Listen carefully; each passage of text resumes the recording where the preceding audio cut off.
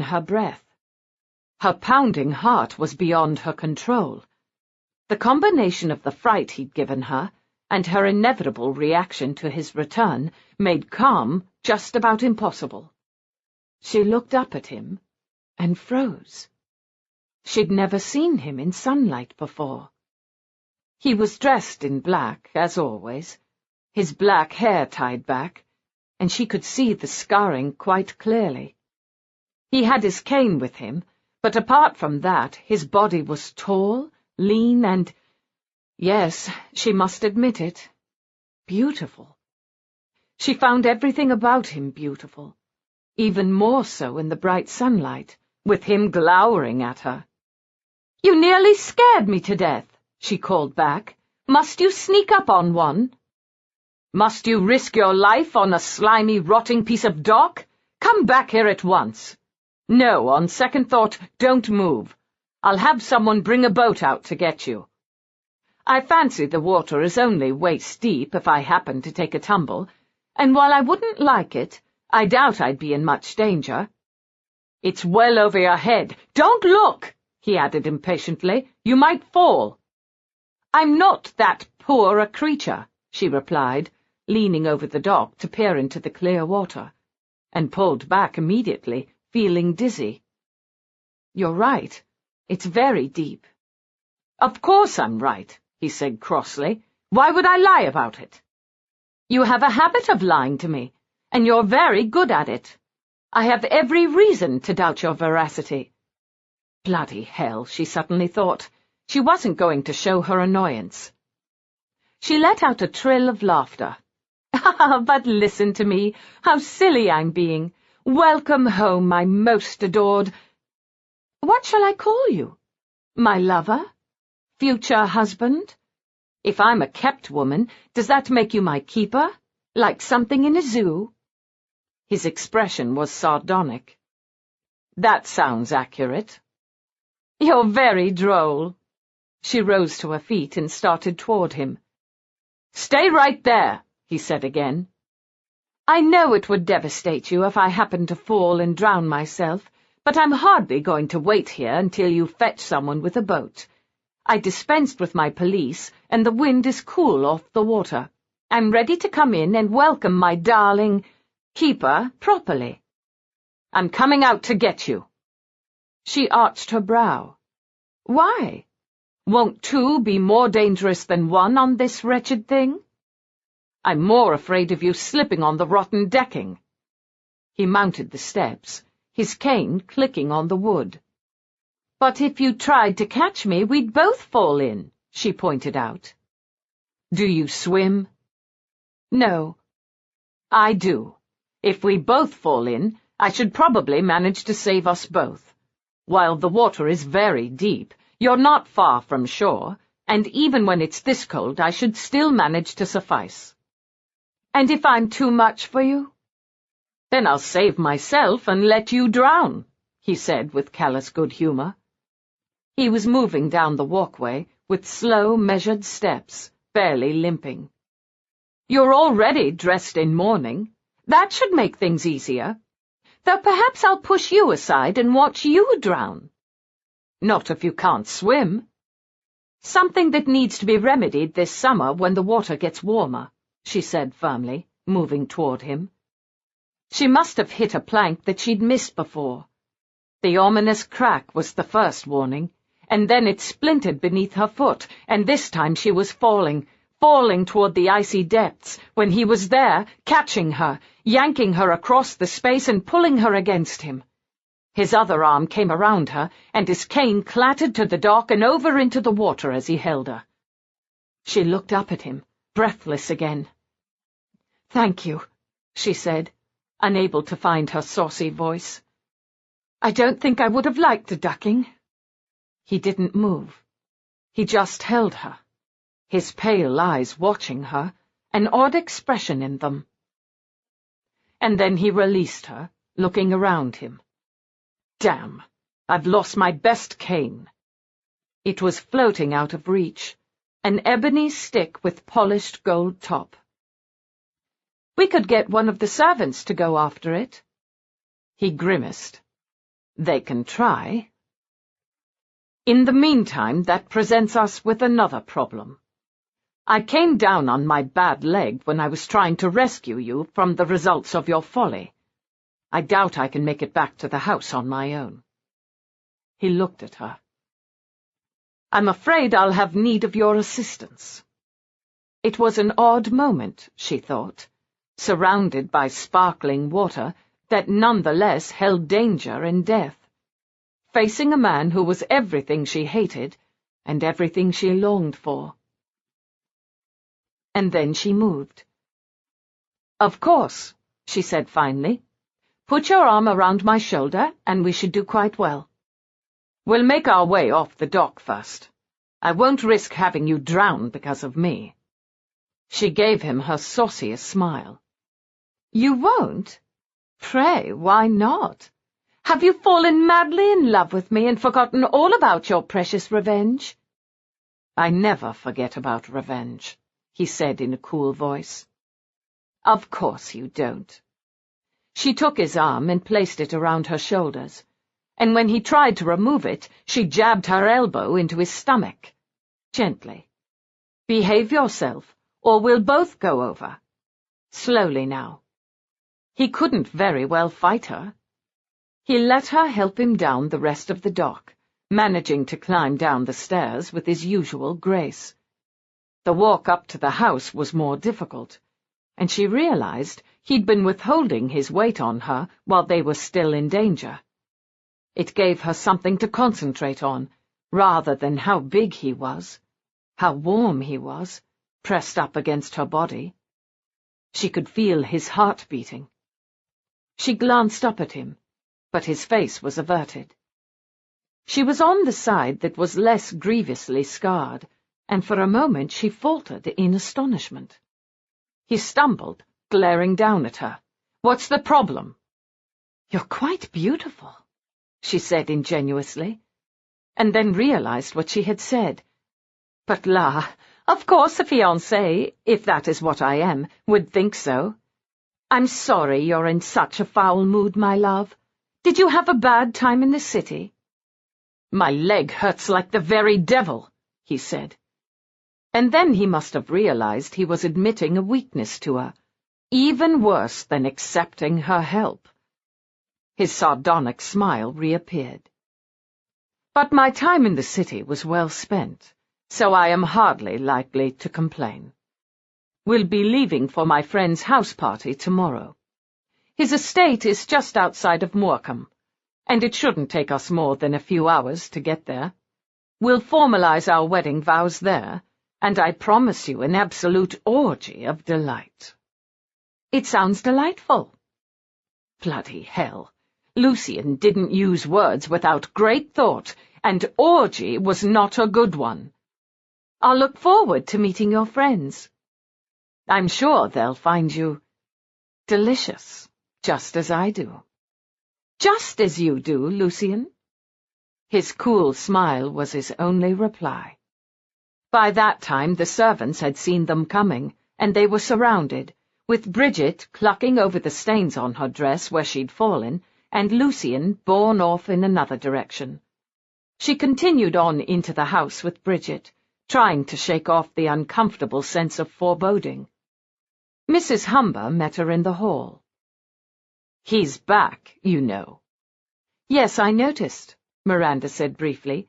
He joined me down at the lake. If it wasn't quite the joyous reunion, she wasn't about to clarify it. Do you think he'd be happy with your manner of addressing me? Bridget made a muffled, choking sound, but fortunately for her, Mrs. Humber was too infuriated to notice. Miranda watched as a panoply of emotions swept over her, but the woman managed to get herself under control. I have no idea what you're talking about, milady, she said in a tight voice. Better, Miranda murmured. Come along, Bridget. Lucian went directly to his study, using the walking stick his valet had quickly provided. He walked into the room, closing the door behind him, shutting everyone out, and then took the stick and smashed the Chinese porcelain vase on the mantelpiece, the delicate silver candelabrum, the crystal clock on the desk, and then he threw himself into a chair, cursing. His room felt stuffy, dank. He'd told them to let no one, including his curious fiancée, into his study, though he'd left the library unlocked. He wasn't ready for her to go mad from boredom, not yet. He had another act for this drama yet to be played.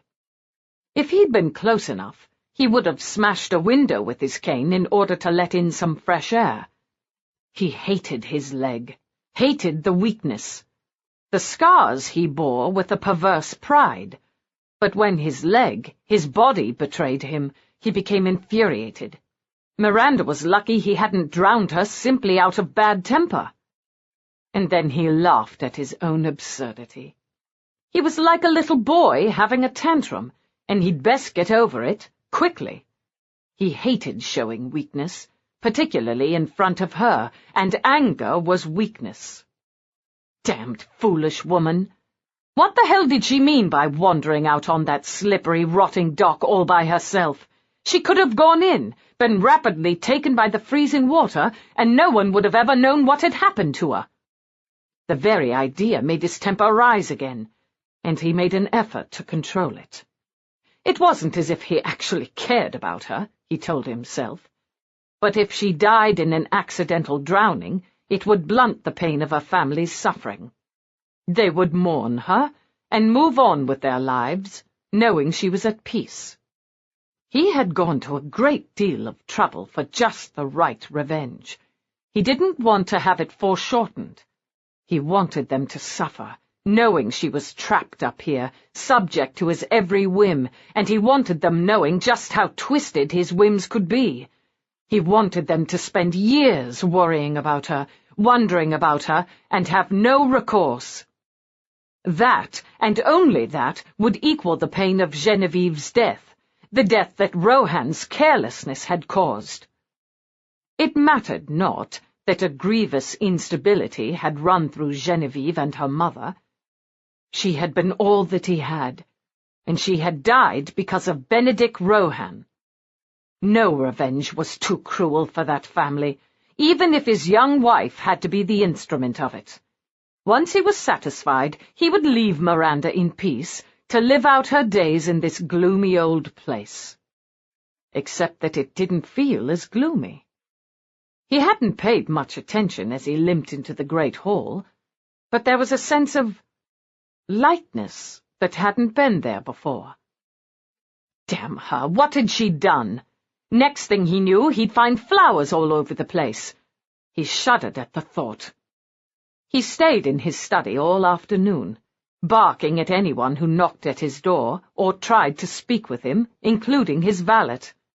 While Palfrey House had little business to cover, having no tenant farmers or discernible income, there were still servants to be paid, and that number seemed to have suddenly swollen in size, as well as the concomitant costs of food, housing, uniforms, and cleaning supplies, and his factor brought everything before him, which was tedious in the extreme. It wasn't that the money was a problem. He told Miranda the truth. He had more money than God, and not enough things to spend it on. He just begrudged spending it on something he didn't particularly want, and the dark, gloomy confines of Palfrey House suited his dark, gloomy soul. It had been less than a week. She could hardly have made much of an inroad against years of neglect. He looked around him suspiciously. He did typically allow Essie Humber in to dust and clean, but the room looked brighter as well. It could be simply because the sun was shining, but as he glanced past the heavy curtains to the small amount of glass showing, he realized that the window was now very clean. He'd told Miranda she could do anything she wanted on the house, except touch his study, but he'd assumed she'd be too traumatized to do more than lie in bed and weep.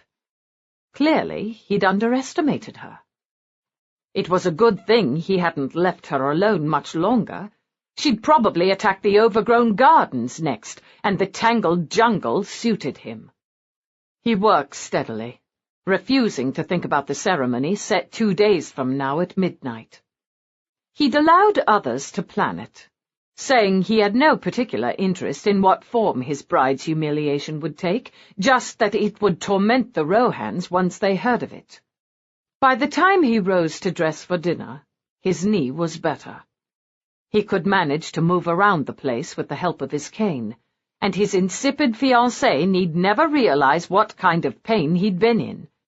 Well, not insipid, no matter how hard she was trying to convince him otherwise.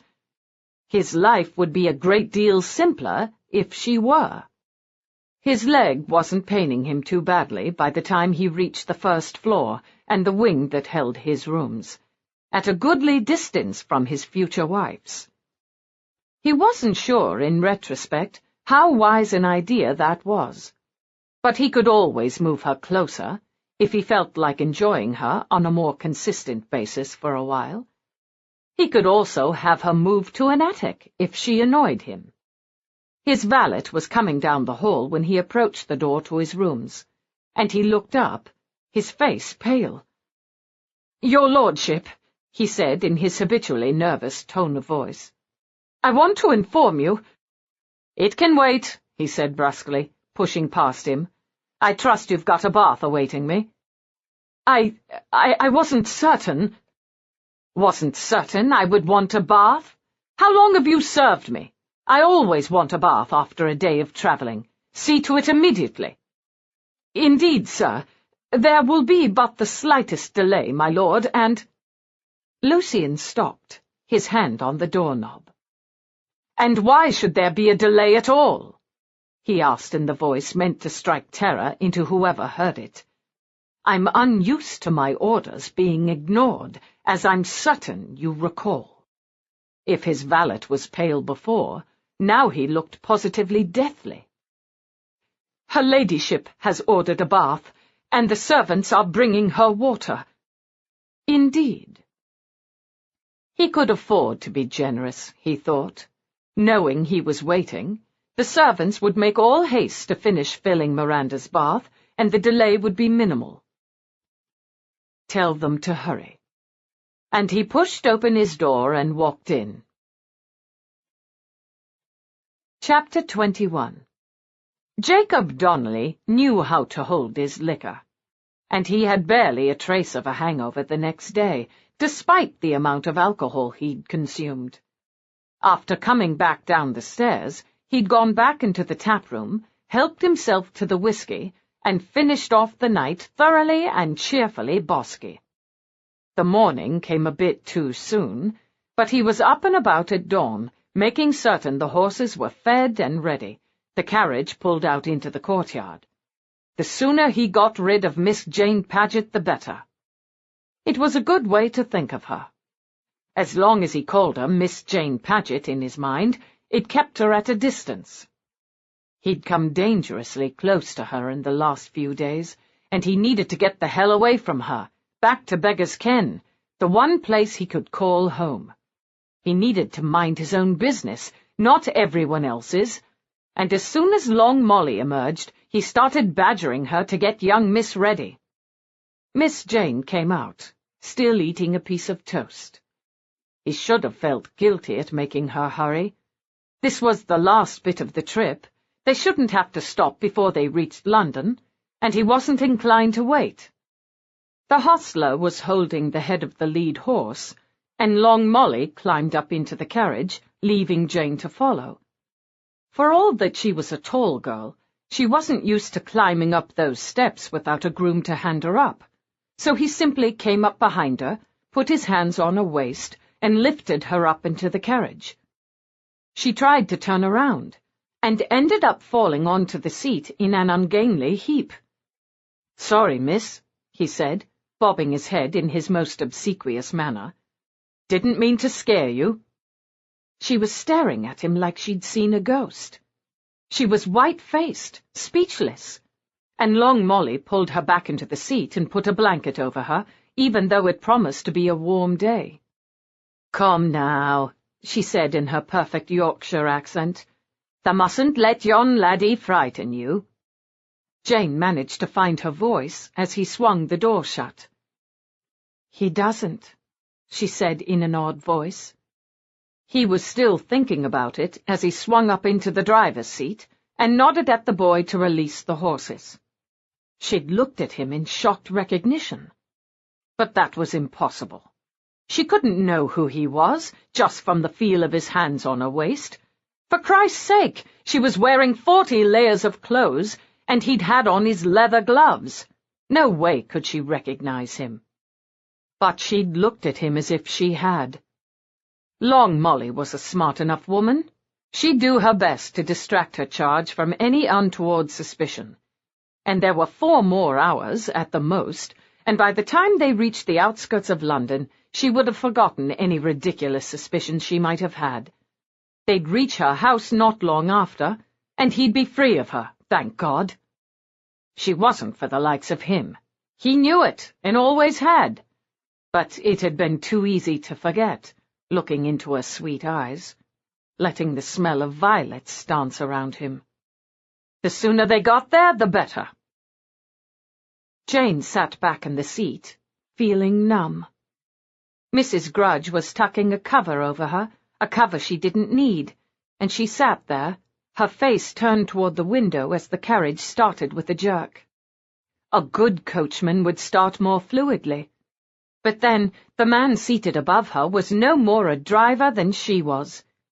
He was a jewel thief. She had absolutely no doubt.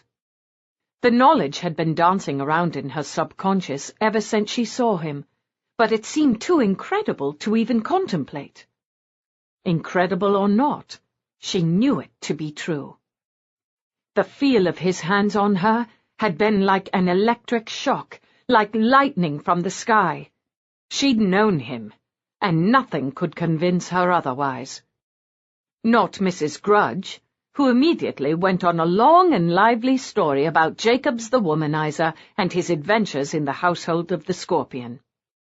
The stories were vastly entertaining, and she laughed at all the right moments, and she didn't believe a word of it. Jacobs, if that was even his name, was no one's servant. There was a good chance that neither was Mrs. Grudge, given the tale she was actively spinning. If she lied so well about one thing, she was doubtless lying about everything else. Jane kept her hands beneath the soft wool throw, turning the diamond on her finger, slipping it on and off. What would Miranda do in this situation? Would she say nothing? Keep her head down? Wait for life to revert to its usual quiet rhythm?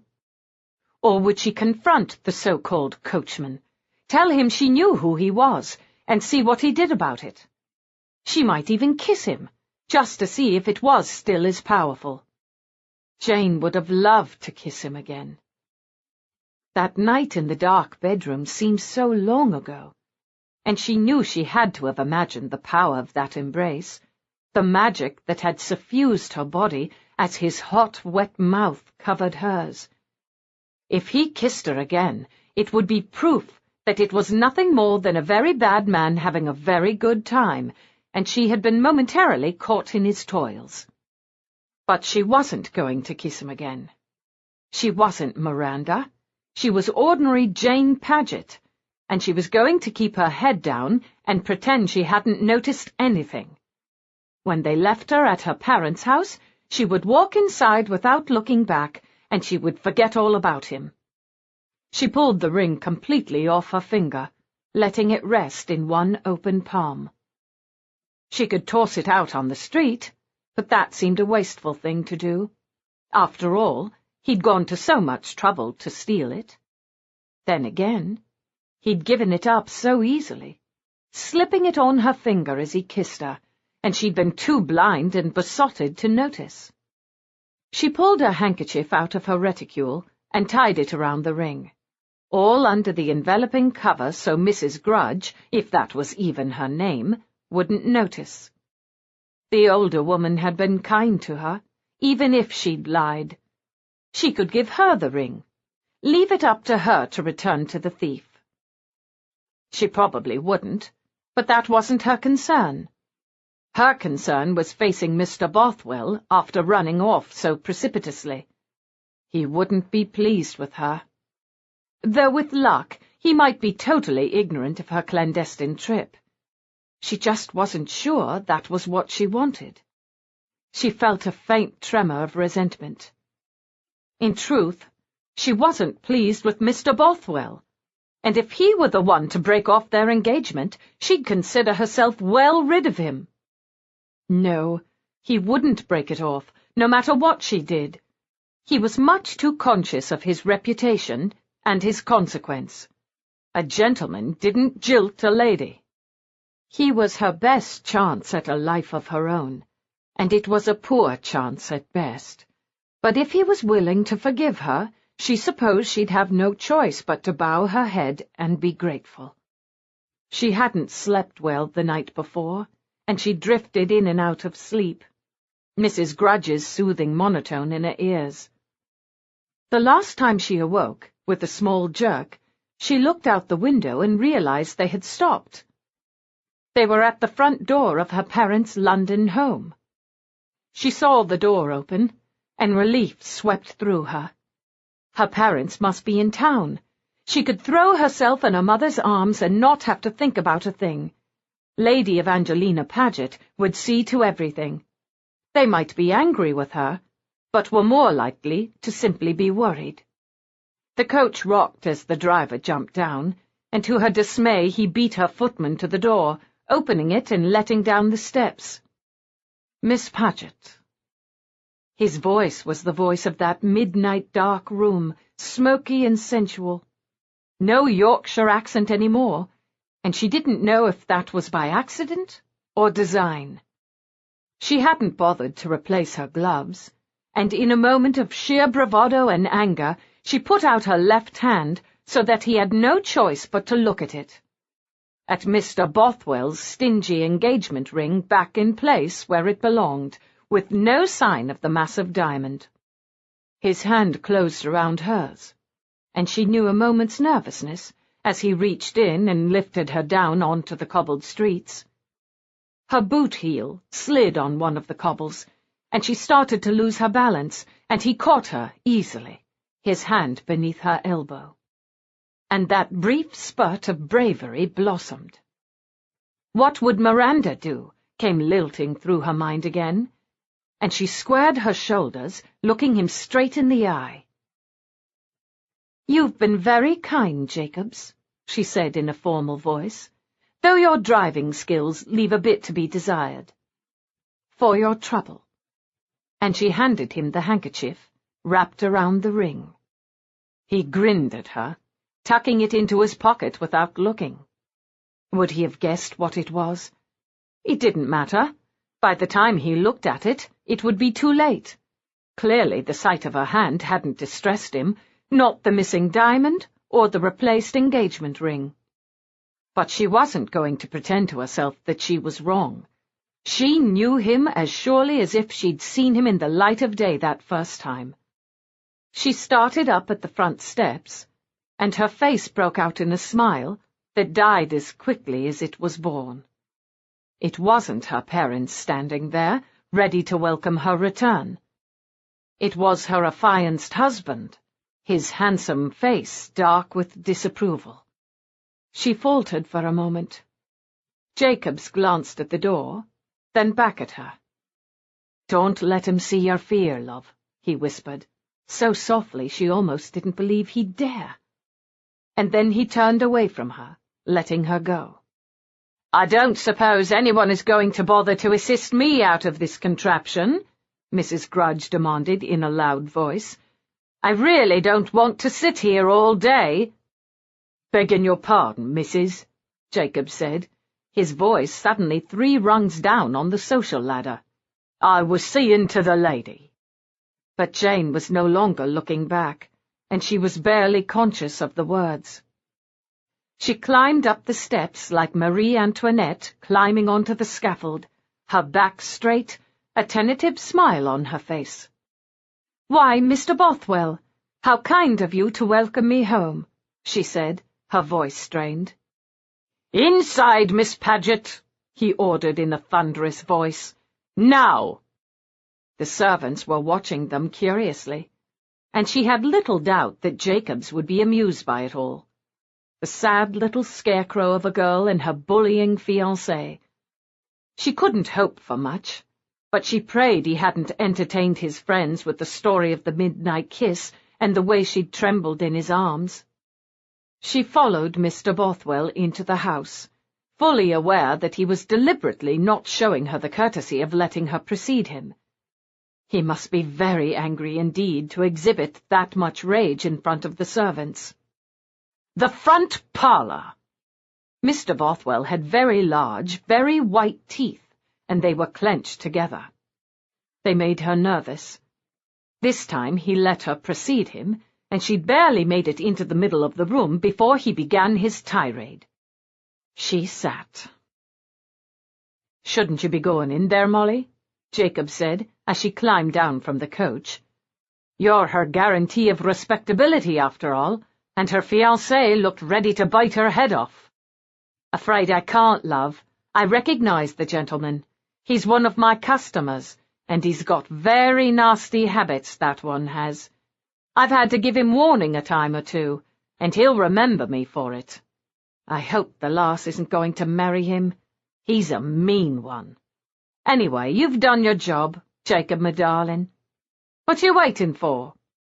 She recognized me. "Don't be ridiculous.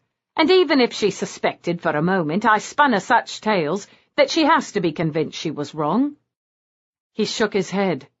She knew. He pulled out the piece of cloth she'd given him and opened it, though he knew what would lay in its bunched-up folds. He shoved the ring in his pocket, then brought the cloth to his nose. Violets. He glanced up at the elegant house, the door closed against intruders. "I've got more business here," he said abruptly. "Jacob! Shall I call you a hackney, Molly lass? I may end up in Newgate, or I'd offer you a ride home when I'm done." She looked at him for a long, frustrated moment, and then she smiled and shook her head. "You're a fool, Jacob. Who would have thought to see King Donnelly laid low by love? He would fair turn one's stomach, if it weren't so sweet." She stretched. "I'll walk. It's not far, and my bum is fair killing me after all that jolting around. The girl's got the right of it. You weren't born to be a coachman." "God only knows what I was born to be," Jacob muttered. "Mind if I borrow yon trunk?" He nodded toward the smallish trunk that was bound up behind the black coach. "Will I get it back?" "You could always give me yon ring in return for it if no one has a use for it." "I have a use for it, and you know I'm good for whatever the cost. You'd never wear one of these dresses again if you could help it." "Aye," Long Molly said. "Have at it, yon Romeo. Go rescue the damsel in distress." He'd hoisted the heavy trunk on his shoulders with relative ease. "You've got your stories mixed up." Molly shrugged. "You're the one who can read, not me. Let me know what happens." "I expect you'll hear about it," he said, half to himself. And he mounted the front steps. Her family's servants didn't want to let him in, of course. Not in the front door. And the footman tried to take the trunk from him, but since he towered over all of them, they didn't have much recourse. "Where's thy mistress?" he demanded. "I promised her I'd see this into no one's hands but hers." "I don't believe that is Miss Paget's trunk," the superior-looking butler began, but Jacob, recognizing the opposing commander in this particular battle, went straight toward him, towering over the man. "I promised Miss Paget I'd be bringing her trunk directly to her," he said in his best Irish. "Would you like to try and stop me?" The butler moved out of the way hastily, and Jacob continued on into the house. It smelled of beeswax and lemon oil and old money. And he took a deep breath, resisting the impulse to curl his lip. He didn't need to ask the way. He could hear Jane's fiancé lecturing her in an upraised voice, and he headed in that direction. He took the steps lightly, 2 at a time, the heavy trunk on his shoulder. They were in a small parlour near the top of the first flight, and he paused in the doorway. Jane was sitting in a chair, her shoulders bowed, her head down, as her fiancé loomed over her, bullying her, yelling at her. "I cannot believe you would be so lost to all sense of propriety that you would simply take off with nothing but a note from one of the most notorious men in London to set their minds at ease. And that you would accompany a strumpet of Lady Miranda's reputation goes beyond all understanding. For all her titled family, I would have disallowed the connection the moment we were married, but I thought you had the delicacy to keep your association with such a reckless and unacceptable personage quiet. But no, you must needs go herring off to the ends of the earth with her, sending word back to your parents that you were assisting her in a marriage by special license, to a man whose name with which I shall not soil my lips. Are you so lost to all sense of propriety, to what is due to my consequence as your affianced husband, that you would do such a thing? Your understanding must be pathetic indeed, not to have considered what this must look like." "Mr. Bothwell, I beg pardon. I'm sorry." Her voice was thick with choked-back tears, and Jacob's rage momentarily blinded him. "Silence!" Mr. Bothwell thundered. "Do you have any idea what kind of people you spent the last few days with? That man is a member of the heavenly host, and you know what they are, Miss Paget. Satanists, devil-worshippers, who sacrifice children and practice the most obscene behavior, and he's arranging for them to join him in what I can only term an—" He lowered his voice for a moment in whispered disgust. "An orgy to celebrate his marriage to that doxy. God knows what will happen to her, but she is only reaping the result of her own unspeakable behavior that you have chosen to emulate. I cannot think how I was fool enough to affiance myself to someone so lost to all sense of what is fit and proper. I cannot cry off, but I will speak to your father, and I don't doubt we can make some kind of arrangement to sever this distasteful association without causing harm to my reputation. Yours, I'm afraid, is beyond repair, and I—" "Excuse me," Jacob said, having had enough of this, striding into the salon. "Where were you wanting me to put this, Miss Paget?" Jane looked up, her face streaked with tears, and he would have clocked Bothwell and had done with it, until he looked at the joy in her eyes as she looked at him, and everything fell into place like a puzzle. He knew what he wanted, what he needed, and it was suddenly very simple. "How dare you interrupt your betters!" Bothwell shouted at him, clearly happy to bully anyone he thought would have to take it. "Get out of here, or I'll have you turned off immediately." He turned back to Jane. "As for you, Miss Paget, I'll have my ring back. You—" "Excuse me," Jacob said again, turning on his heel, calculating it perfectly. The trunk on his shoulder slammed into Bothwell's head, and he went down like a stone. Jacob lifted the trunk down and set it on the floor, leaning over Bothwell's motionless body. He gave him a none-too-gentle nudge with his boot, but the man didn't move, knocked cold. "Pity," he said in his normal voice. "I didn't mean to knock him out."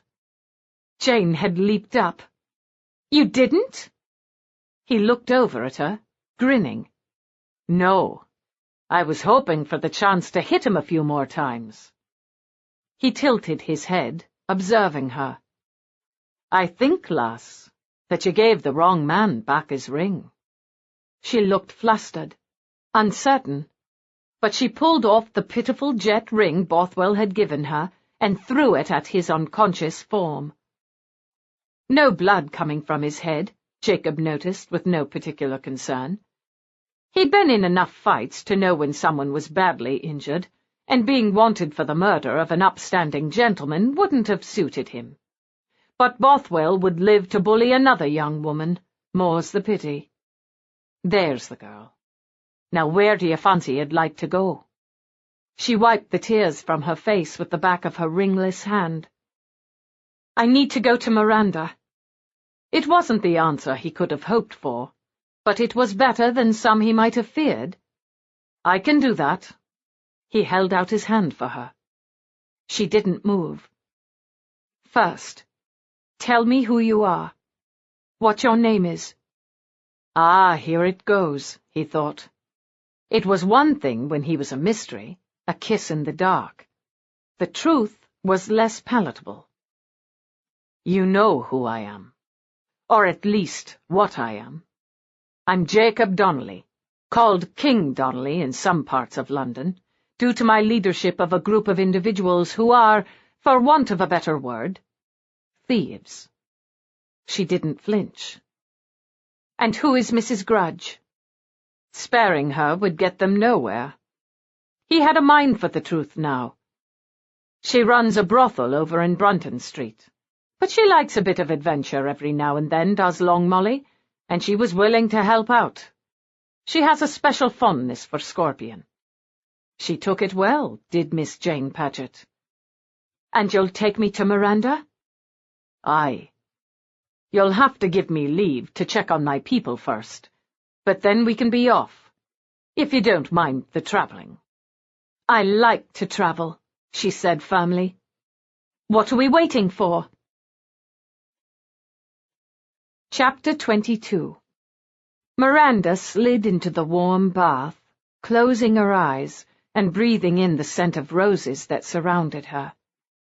There were dried rose petals floating in the water, and she could almost imagine it was summer. She would continue her explorations tomorrow, this time through the gardens behind the house. It was spring. Daffodils were blooming everywhere, and the fresh canes of rose bushes would be spiking through the damp earth. She couldn't wait. She closed her eyes, sliding down. If she tried really hard, perhaps she could forget that he was back. He hadn't made any move to touch her, to kiss her. He'd had her. Perhaps that was all he intended. It was easy enough to be sensible about it when she was dressed and walking around, but lying naked in a hot tub of rose-scented water aroused too many of her senses, and a host of memories returned. His mouth on her breast, sucking. His thick, hard invasion that had been uncomfortable at first, and then quickly became quite wonderful. She shouldn't want it again. Most of the time she didn't. She simply pushed it out of her mind.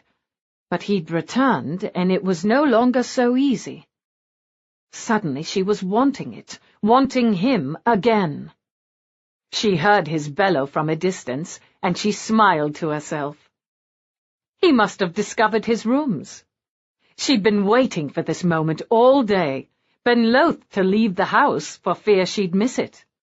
Every spare inch of his bedroom, dressing room, and adjoining sitting room had been painted the loveliest shade of powder pink. She hadn't had enough time to find a matching shade of fabric for the curtains, but the white cotton lace had a nice cheery touch, as did the coverlet and pillows. She'd even managed to paint several old chairs to go with the overall effect. If he were a 17-year-old girl, he would love it. She chuckled. She ought to see about painting her own rooms. They were currently a faded green, and her dressing room, without windows, was very dark, unless the adjoining door was open. She knew exactly what he would do. He would storm around, have his valet find him another set of rooms in this huge old place, and not say a word to her. It was part of the battle plan, her stealth attack, and he would never let her know she'd scored a hit. She was wrong. Her door was slammed open, and he stood there, a furious expression on his face. Bridget, who'd been laying out her clothes for the evening, looked up, frankly terrified. "Get out," he said. Bridget fled. He advanced on Miranda. The water was cloudy from the soap, and she slid down farther, watching him warily, half expecting him to spring on her. And then she gave him a wide smile. "Do you like your rooms? I wanted to redecorate them first. A good wife always sees to her husband before she attends to her own needs, and I fancy I did quite an excellent job. There were a few things I wasn't able to get done, but I think it very peaceful, don't you? I've always found pink to be such a calming color." Apparently not. "Get out of the tub." "I'm not finished with my bath yet, my dearest. Come back in half an hour if you want to talk. I can tell you're ever so slightly cross with me, and I vow I can't imagine why, unless you tell me that by some strange circumstance you don't like pink." "I don't like pink."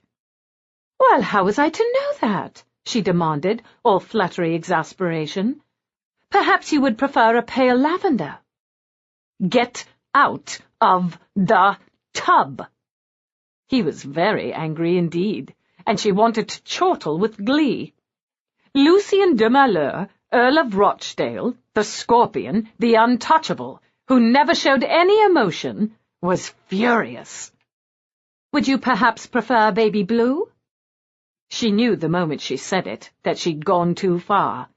He came up to the tub, reached down into the water up to his elbows in his elegant coat of superfine, and hauled her out of the tub with such force that water sloshed everywhere. Instinctively she fought him, but he was very strong. He simply picked her up, carried her into a dressing room, and dropped her on the floor. A moment later, the door slammed, plunging her into darkness.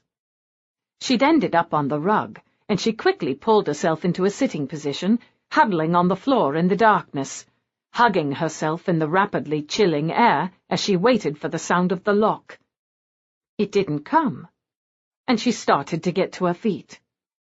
Why did he toss her into a dressing room if she could simply walk out? And then she heard the sound of a coat being tugged off and tossed on the floor, and she knew she wasn't alone in the darkness. "Lucien," she said in a conciliatory tone from the ink-dark shadows, "I'm sorry I annoyed you. Really, my darling, you have no sense of humor," she ended with a little shriek, as he hauled her up, pushing her wet body against the wall, his own pressing her there. He said nothing, and she could feel his heart beating through the thin cloth of the shirt he wore. His long legs were against hers in the darkness, breeches against bare legs, and she squirmed, accidentally allowing him to move one leg between hers, pinning her there. He slid his hands behind her head, moving her face forward to his. "Vixen," he said pleasantly, "you're lucky I don't beat you." She held herself very still. She was awash in the feel of him up against her body, between her legs, his mouth so close. She was frightened of feeling that depth of reaction again. She wanted him. She was terrified of the way he made her feel. "You wouldn't beat me," she said in a hushed voice, trying to keep it light. "You know you adore me." "Vixen," he said again, and kissed her. She knew he would, knew this was going to happen, no matter what she said or did.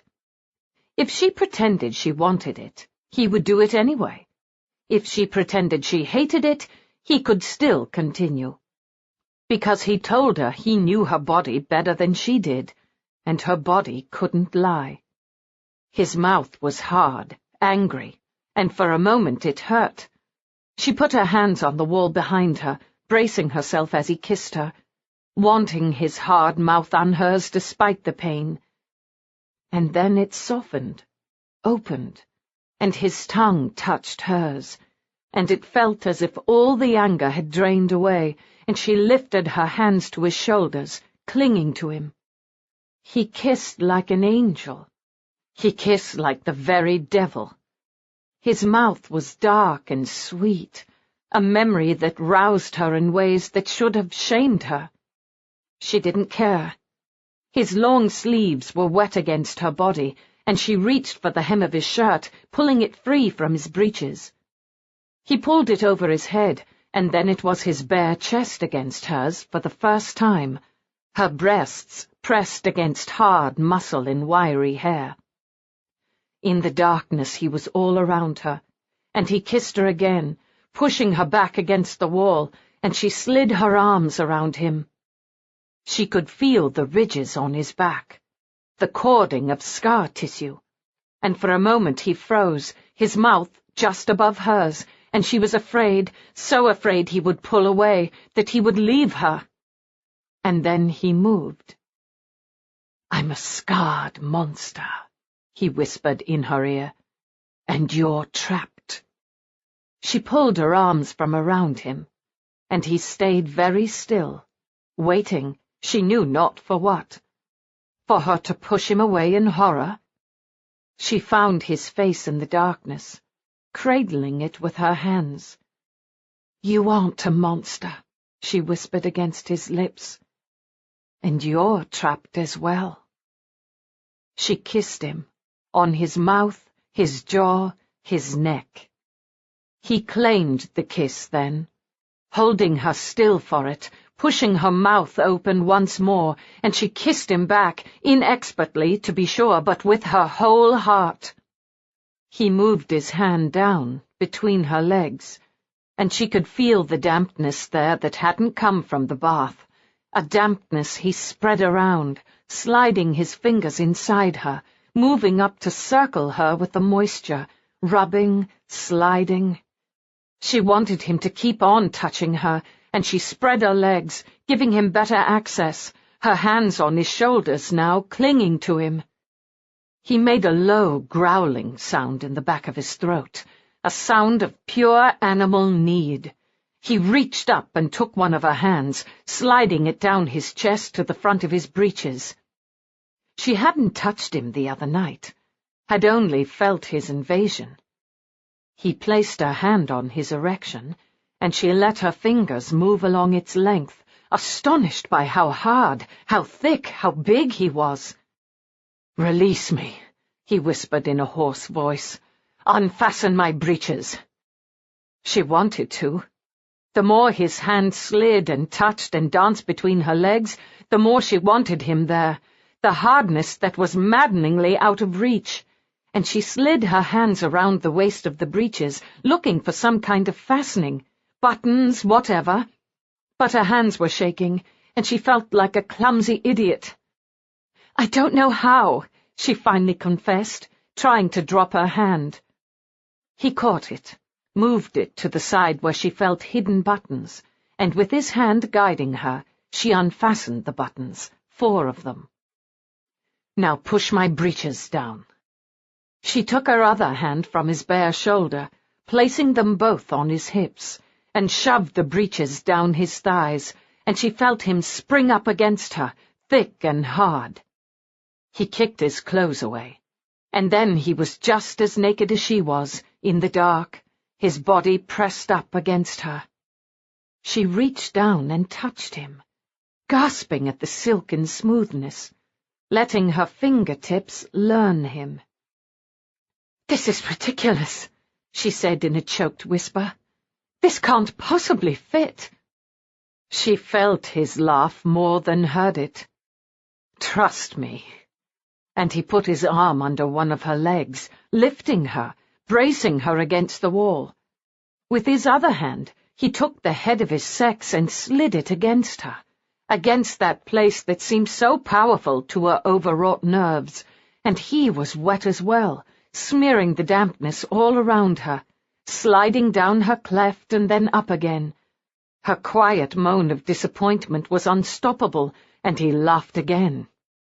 "Hold on to me, Miranda," he said, and she did, putting her arms around his neck as he lifted her, and she could feel him at the entrance of her sex. He thrust inside her, a thick, wet slide, and she cried out, not in pain, but in sheer guttural pleasure. He hoisted her higher, using both arms to support her under her thighs, bracing her against the wood paneling behind her bare back. and he began to move.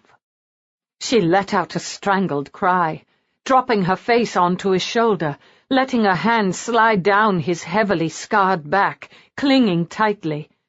He no longer seemed to mind. He was too intent on the sinuous movement of his hips, thrusting in, withdrawing as her body clung to him, then moving in deeper still, and each time she cried out in blind, helpless pleasure. She felt the first convulsion begin to sweep over her, and she clutched him more tightly, trying to speed him, needing more, needing harder, faster. But he must have felt the fluttering contractions, and instead he shoved all the way in, holding her completely still as wave after wave washed over her. She fought him then, fought his iron control. She needed more, but he was adamant, refusing to move, in so deep she could feel his leathery sack against her, and all she could do was dig her fingernails in as her body trembled. As the first wave passed, he started to move again, and she murmured a strangled protest, one he refused to listen to. And this time when her climax came, it was even stronger, and she cried out, begging him in strangled tones, but once more he held himself in deep, impaling her. She was sobbing by then, unable to control herself. And when he began to move again, she begged him. "No more," she gasped, her body shaking apart. "I can't take any more."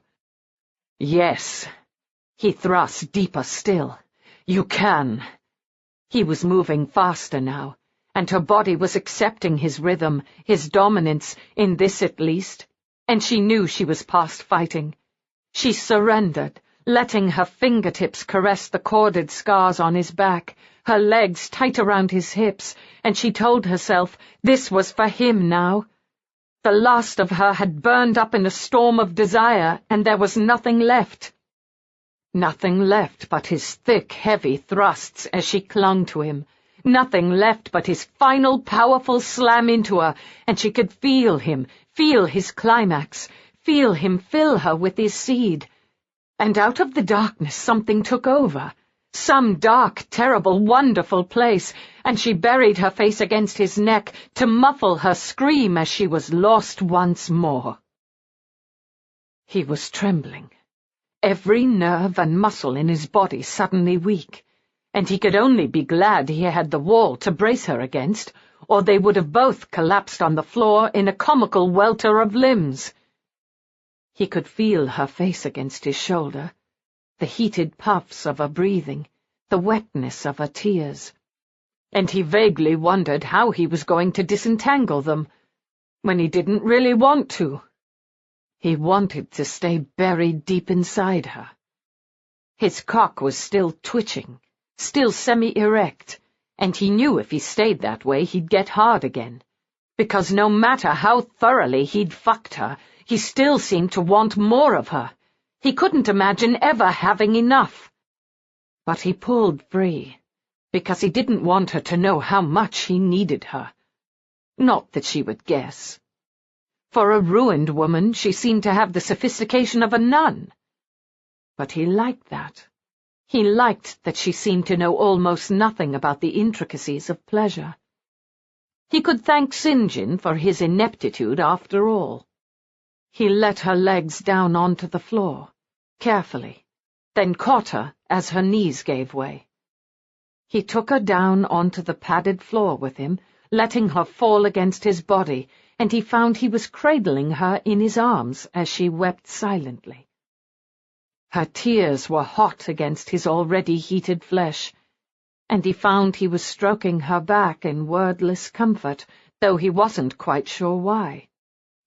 Why she needed comfort, after what had to be as soul-shattering for her as it had been, almost had been, for him. No, he could understand. The power of it, the vulnerability. She was trembling slightly, just an errant shiver that ran over her body and had nothing to do with cold. He was sorry there wasn't some kind of shawl in here to pull over them. He hadn't been thinking, at least not much. He'd been so angry with her. He'd spent the entire day trying not to think about her body pressed up against his, about the smell of her in the fresh spring air, and the sight of his appalling rooms had simply set something off. He'd come storming in to find her soft and sweet and rosy in a hot bath, and all he knew was he needed to be naked with her, immediately. He'd had enough presence of mind to know that it was still light outside, and he didn't let anyone see his back. The damage that had been done. It was bad enough that she could feel it, and he'd wanted to pull away from her then, when he'd felt her hands on him. Almost. But her touch had been so gentle, her mouth so sweet, that instead he'd let her stroke him, hold him as he pumped into her body, let her dig her fingernails into him as she reached her final climax.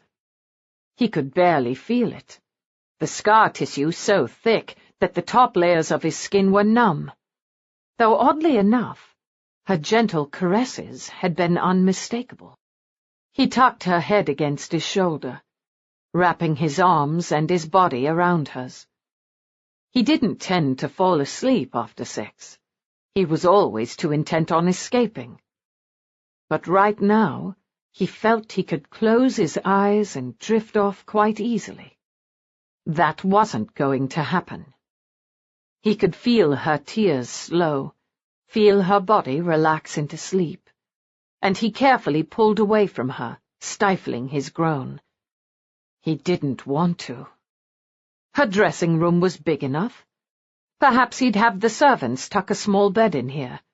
Most dressing rooms had a place for a lady's maid to sleep, though he didn't necessarily want to disport on a servant's bed. It took him a while to find his abandoned clothes in the dark, even though his eyes had become accustomed to it. He dressed quickly and quietly, then opened the door to a bedroom, letting in a shaft of twilight.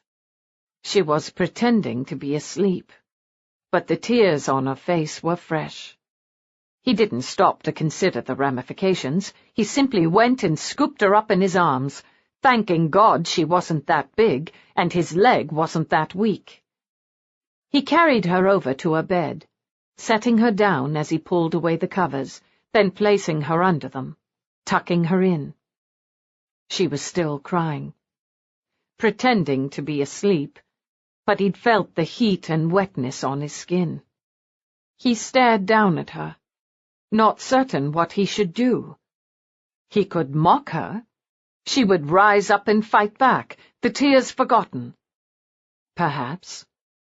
But what if she simply cried more? He was usually impervious to crying women. Any women who spent time with him usually ended with tears, because he simply wasn't interested in the little games they tended to play. Miranda's game was anything but little.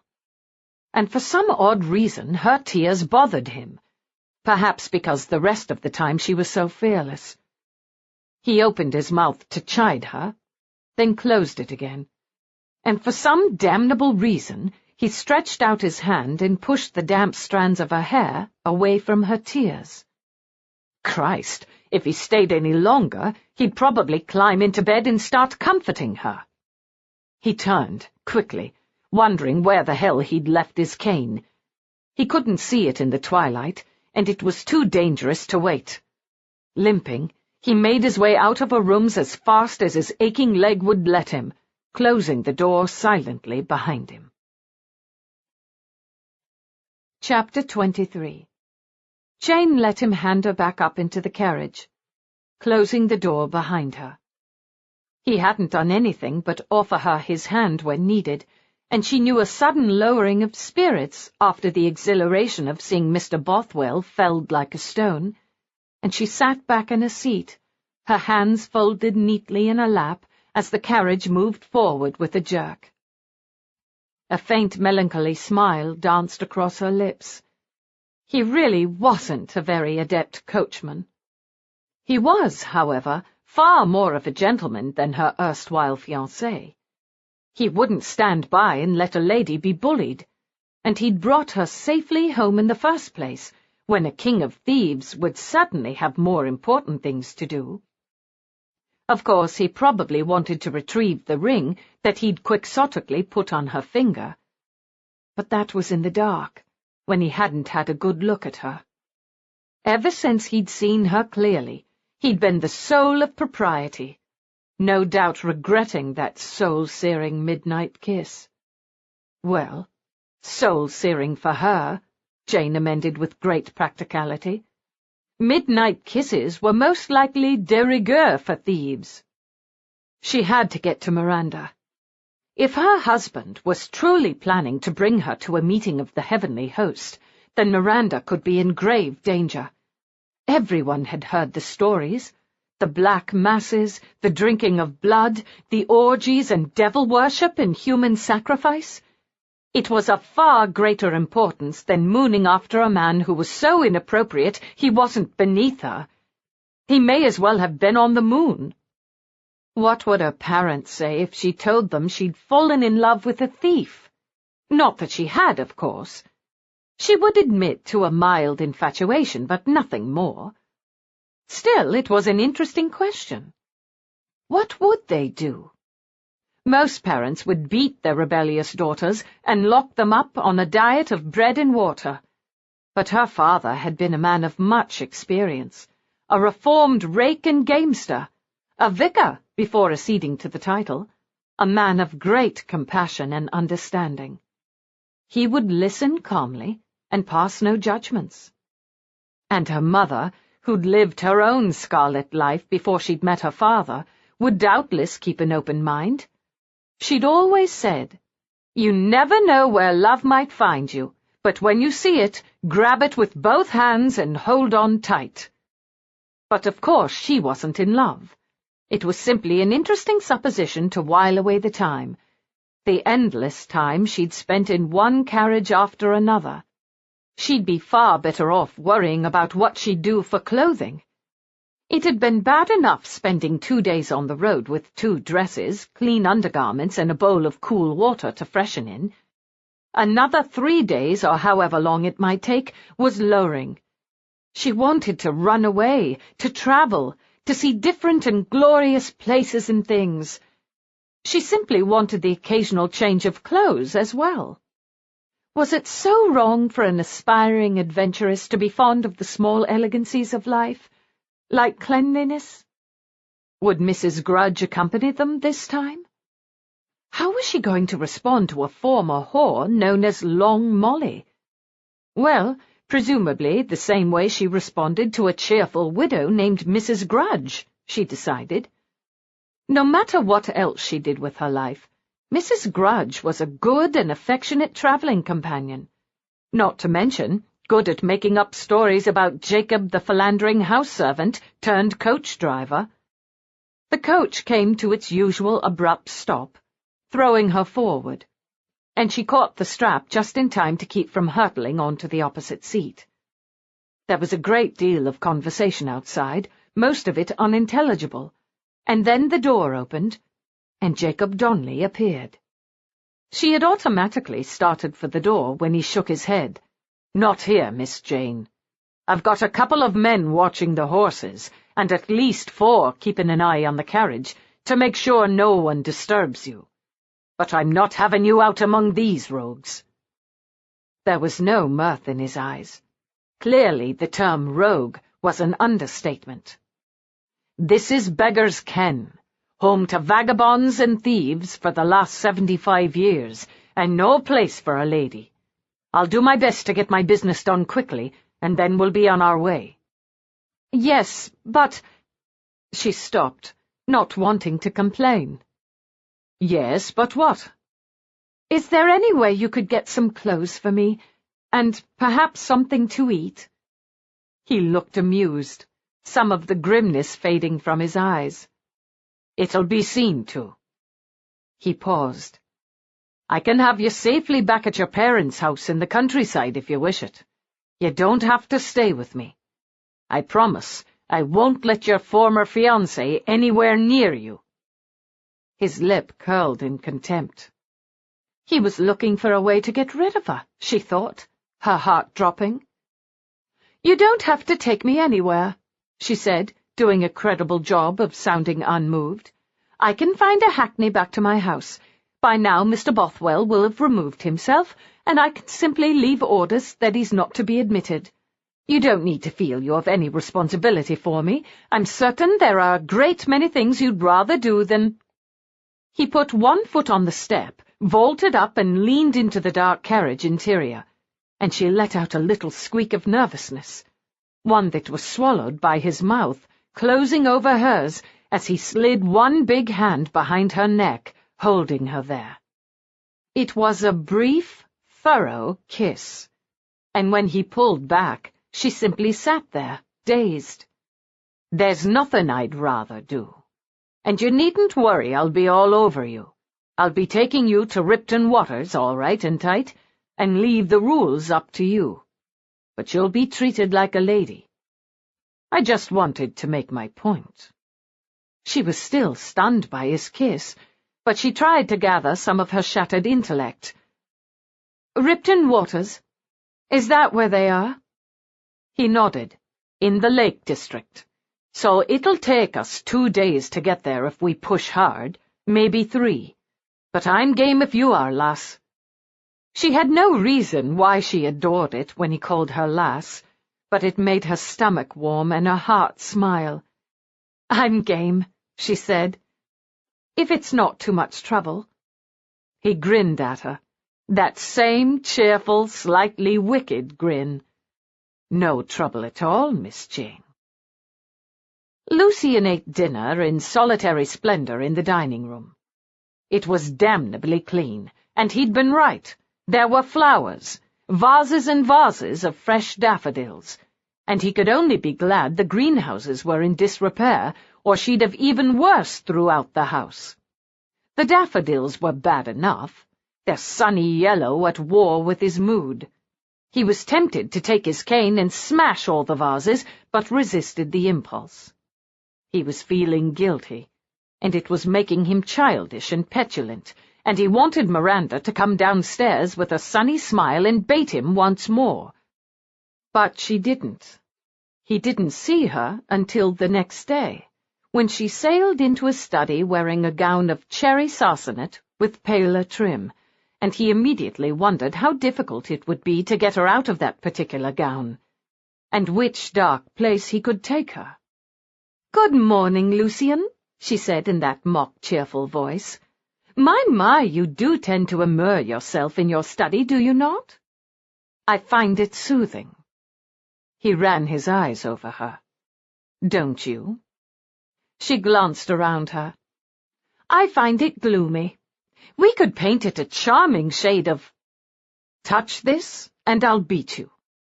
"Empty threats, my dear," she said, sinking into the chair. "I wanted to find out more about the visit you mentioned. What clothes will I need to bring with me? You were more than generous with my wardrobe, and I'm certain I have everything I need, but Bridget will want to know what to bring ahead of time. Will anyone I know be attending?" So many questions. He leaned back in his chair. "I'll answer them in order. Clothes are of little importance at our gatherings. I've ordered something suitable from a dressmaker who specializes in such things." "A different dressmaker," she said, her voice faltering. Then she smiled.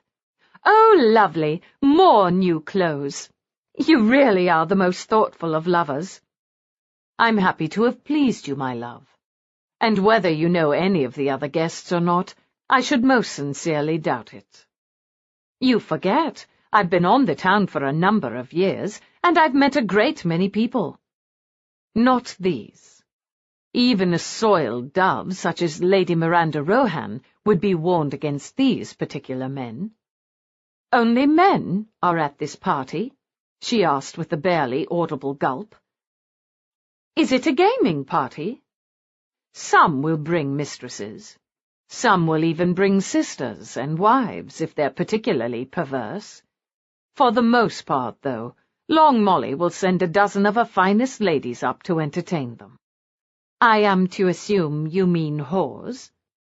"Who else to entertain the heavenly host?" She didn't flinch. He had to grant her that. But then, she was an intelligent woman, perhaps a bit too intelligent. She had probably figured that much out already.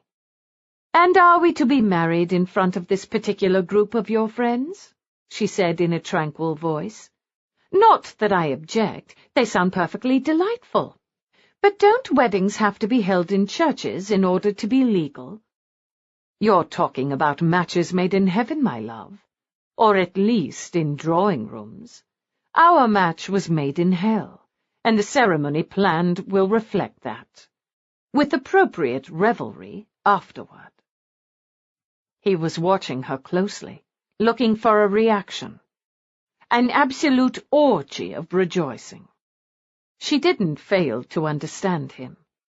Her smile remained firmly in place, but she rose, her body graceful, and he remembered the feel of her beneath him. He'd only taken her in the dark, and now wondered what color her nipples were, dark or light. And her triangle of hair, did it match the rich brown of her head, or was it darker, lighter? The problem with keeping to the dark was that in ensuring she couldn't see his scars, in return he couldn't see her. And he wanted to.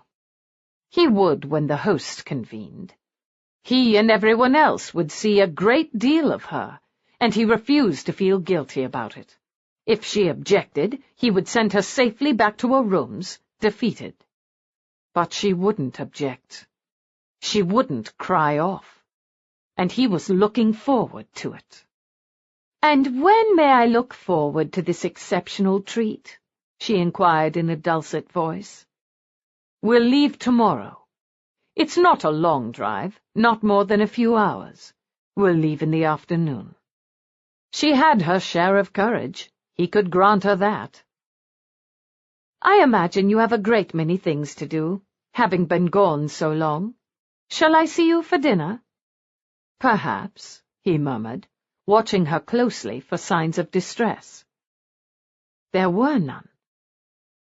"Good morning, my love." He sat very still when he was alone once more, staring at her empty chair, abstracted. He was feeling oddly melancholy. It was most likely the advent of spring.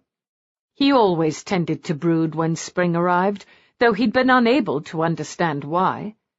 Perhaps it was simply his determinedly evil disposition. Sunshine was no good for a villain. He was much more disposed to darkness and shadows. He laughed. Now he was acting like an adolescent, like that ass Byron she'd compared him to. Posturing and moping. Things were moving along quite well, and he had no reason to brood. For all Miranda's resourcefulness, all he had to do to silence her was to take her to bed. In truth, things were coming together just as he planned.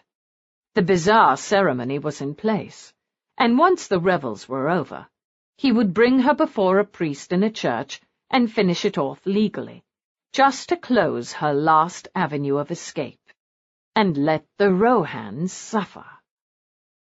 The only drawback was that the grandsons of Francis and the sons of Adrian Rohan didn't partake of the heavenly host. It would have been perfect if they were in attendance when their sister was brought in. Then again, they'd probably stop things. No, this way they'd hear about it once it was fait accompli, and they would suffer. He simply wondered why he wasn't feeling more pleased about the whole thing. A light rain began to fall on the carriage roof, and the day was growing darker. Jane reached for the heavy shawl, huddling under it. She'd forgotten her pelisse and her precipitous flight, forgotten everything when he'd held out his hand to her. She'd simply put her hand in his and gone, without a backward glance. She hadn't even stopped to consider whether Mr. Bothwell might be dead. If he was, then Jacob was in grave trouble, and the sooner they got out of London the better. Even so, striking a gentleman of Mr. Bothwell's stature was a highly dangerous thing to do as well, and he could have the Bow Street runners out after them. Mr. Bothwell was the kind of man who would hound a person, and she couldn't bear to think of her jewel thief endangering himself for her sake. The longer it took him, the more nervous she became, at one point opening the carriage door to go look for him. A bad idea. She'd had the shades pulled down on the carriage, but the sight of the area was shocking. The filth, the poverty, the sheer number of people milling around. A huge man appeared at her door immediately, and while he didn't look particularly savoury, his smile was quite sweet, despite the number of teeth missing. "You'll stay in the carriage, miss. The king says that no one's to go near you, and you're not to set foot outside. Too dangerous for the likes of you, if I do say so myself. There were some bad people around here." "And you're one of them, Neddy," a woman's cheerful voice came through, and Jane looked behind the man to see a pretty woman standing in the rain, a basket on her arm. "I brought food for her." "The king said no one was allowed in."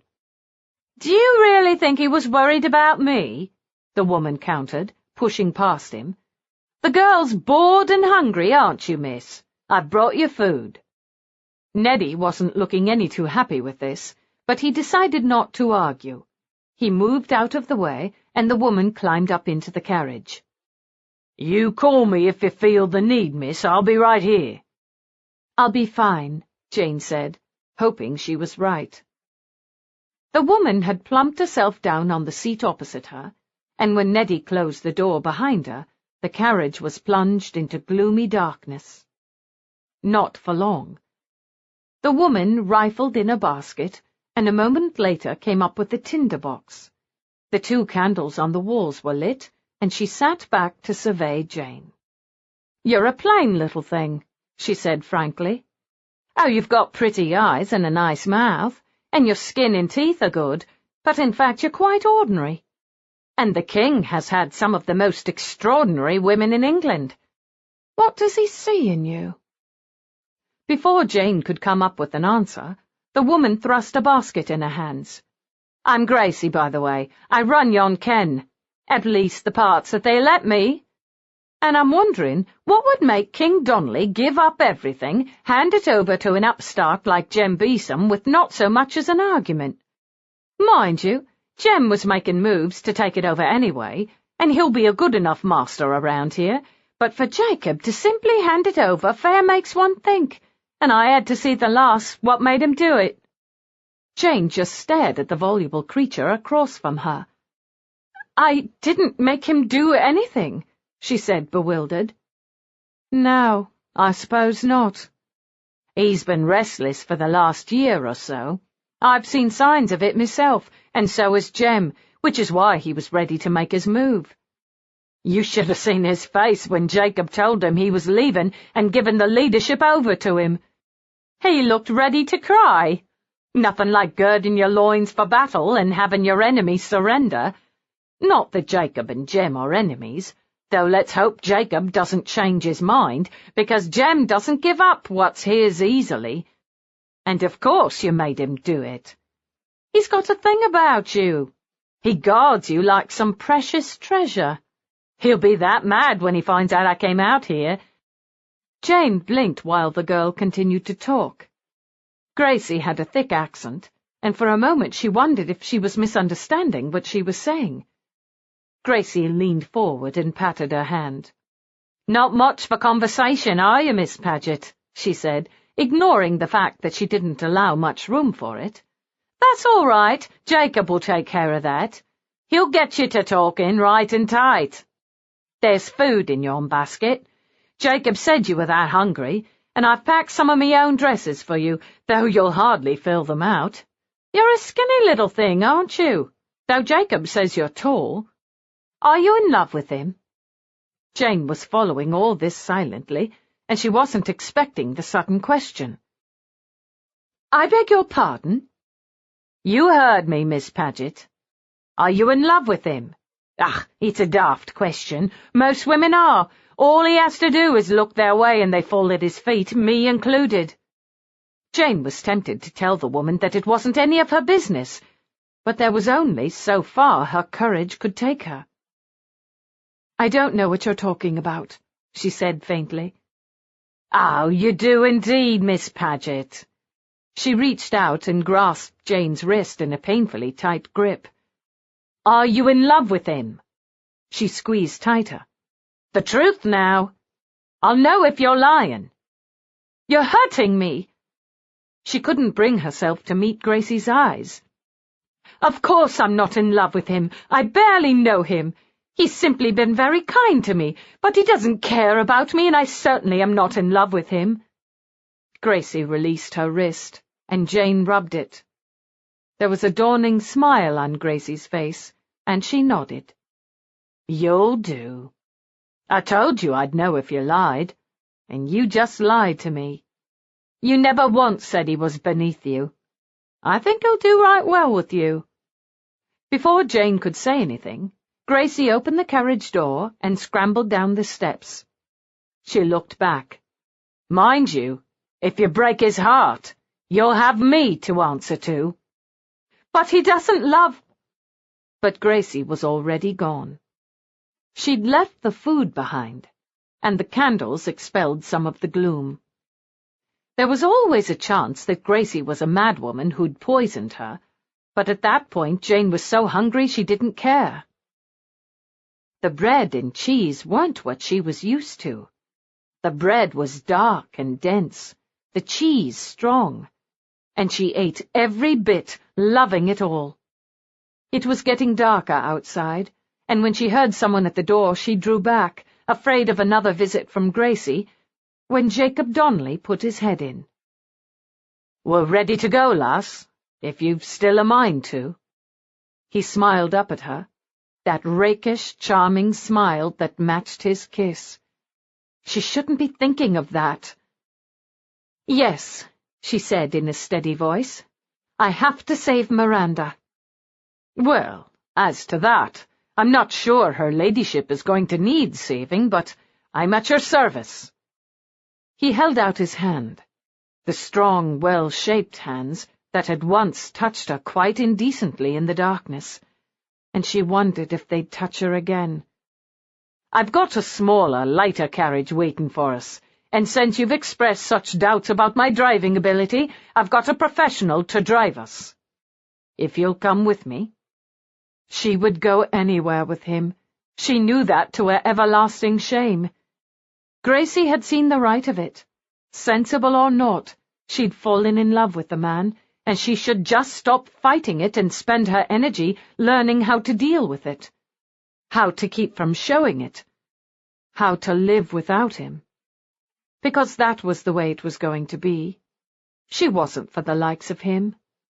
She wasn't for the likes of anyone. But for a few brief days, she could turn her back on common sense and self-respect. She could be with him, and that was enough.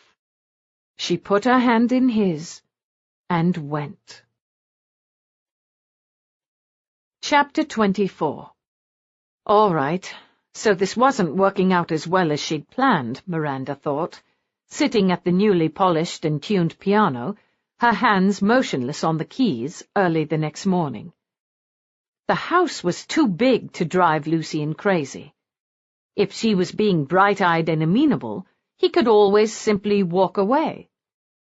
She'd kept him from her bed last night by the simple expedience of asking when he was coming back, and that she'd enjoyed it, oh, ever so much. She wasn't quite sure if he knew the truth. He said he knew women's bodies, knew her body better than she did, and from his astonishing mastery over her, she suspected he was right. She could try to work harder on her flippant attitude. If he decided he wanted her again, which seemed unlikely considering the wide berth he was giving her, she would try telling him she found it tiresome. If he persisted, she could keep talking as he touched her, even sing in her unfortunately off-key voice as he... No, maybe she couldn't manage that. It was far too overwhelming. In fact, she hadn't quite made up her mind about the whole thing. With Christopher St. John, it had simply been nasty. With Lucian, it was demoralizing, upsetting, all-consuming. It stripped her soul, even as he stripped her body, leaving nothing left. Both times she'd somehow had to pull herself back together, and each time it had been harder. It had nothing to do with the emptiness she'd felt after Christopher St. John had taken her to bed. With Lucian, she felt too full, too overwhelmed in a very real sense. She could shrug off St. John's clumsy pawings, the hurt he'd dealt her. Lucian would be a different matter entirely. She ran her fingers over the keys, launching into a Bach prelude she'd memorized last year. She loved Bach, the mathematical precision of him, the joy and lightness.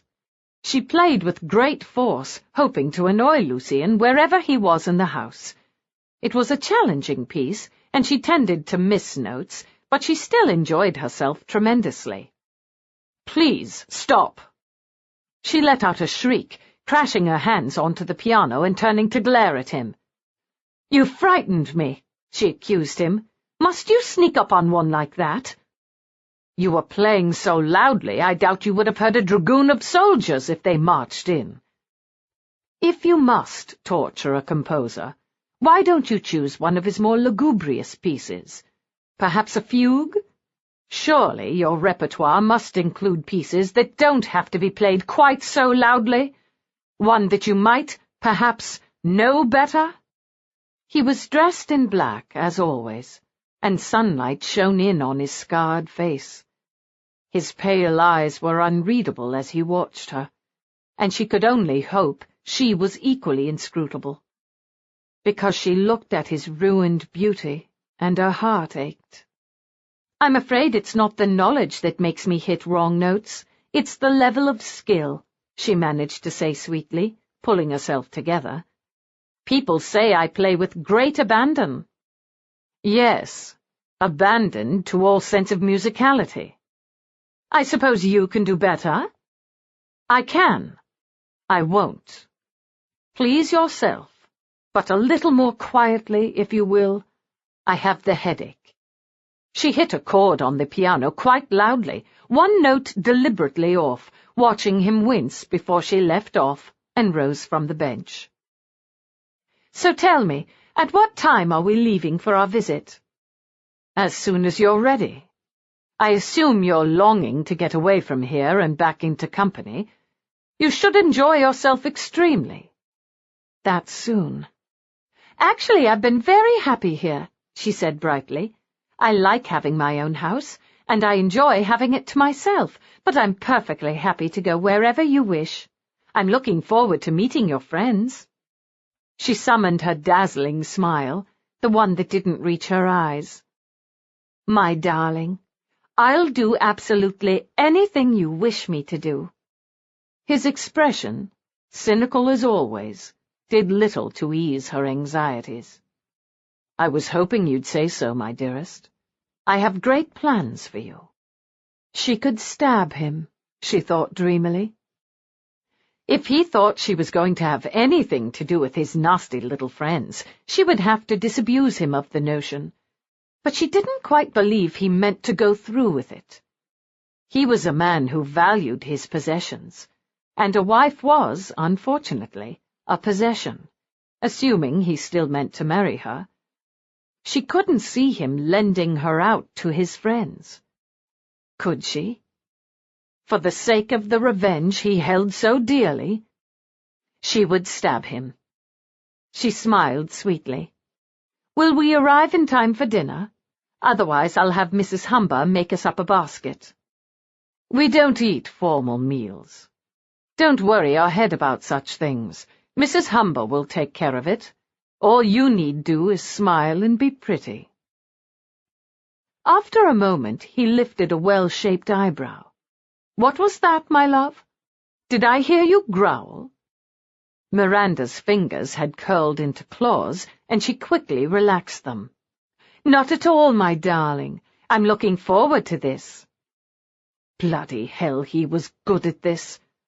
What was the line? That one may smile and be a villain?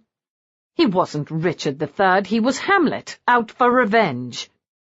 Except it had been Hamlet speaking, had it not? She looked at him, wondering just how villainous he truly could be. Stab him, she thought, marshalling her courage. What are you thinking, my pet? Your lovely brow is now furrowed. I was thinking about Hamlet, she answered with absolute truth. My lovely classical bride, of course you were. Oh, smiling, damned villain, he said, and she jerked at how close he was to her thoughts. But then, that had been the way during the short, sweet time they had been friends. They had been curiously in tune with each other. He went on. But even Claudius repents. I've already told you. The closest I can come is Richard III. On impulse, she reached up and touched the scarred side of his face. Caliban, she said softly. Are you going to tell me how this happened? He didn't move for one breathless moment. And then he flinched, pulling away from her. I don't think it would entertain you, my lady, he said, suddenly formal.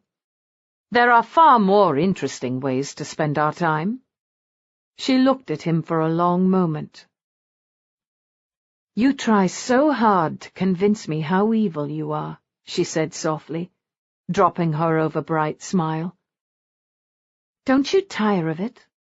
Trust me, my love. It's effortless. He was cold, withdrawn, his pale eyes wintry. We'll be leaving within the hour. I've left instructions with your so-called maid. Be ready. If Jane had thought the pace of her first trip north had been ventre à terre, it was nothing compared to this one. Jacob Donnelly's driver was far more skilled, though in fact no one could make such high speeds on the rough roads easy, and she held on to the strap as they travelled into the darkness, trying to keep from being bounced around. They rode in grim silence.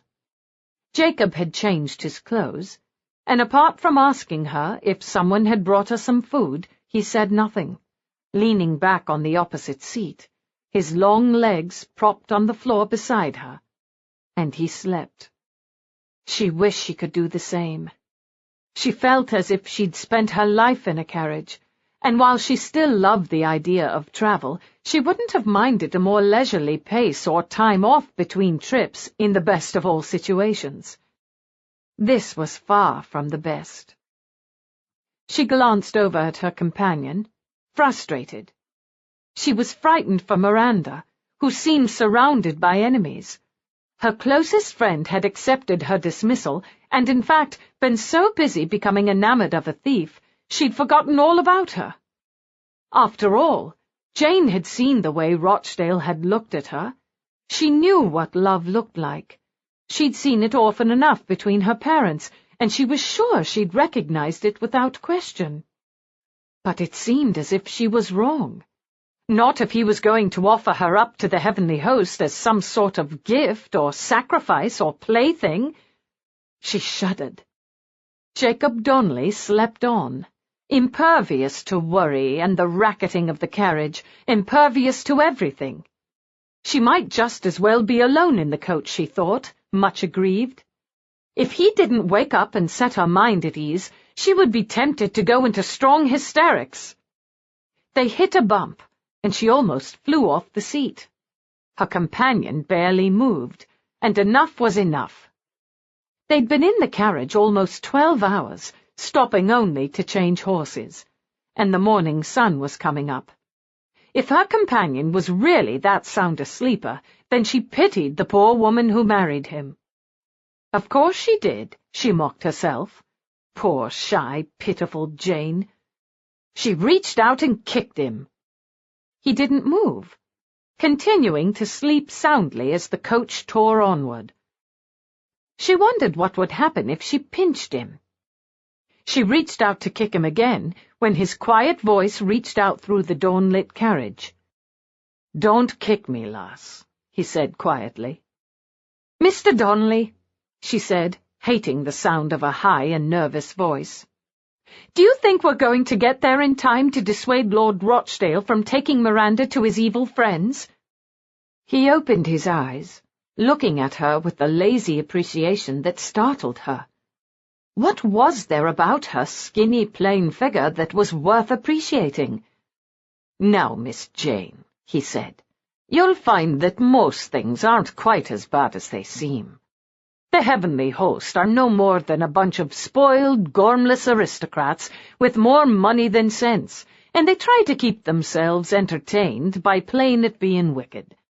It's mostly harmless, if not particularly sanctioned by the church, and some of the things that go on there might be against the law, but I always hold with the fact that if the 2 or 3 or more people involved want to do it, then it's no one else's business." 2 or 3 or more? That was something she didn't care to think about. "So there's no blood sacrifice or anything?" "The only thing that gets sacrificed is some fool's dignity." Jane concentrated on making pleats in a poor, abused travelling dress. "And have you ever been to one of these gatherings?"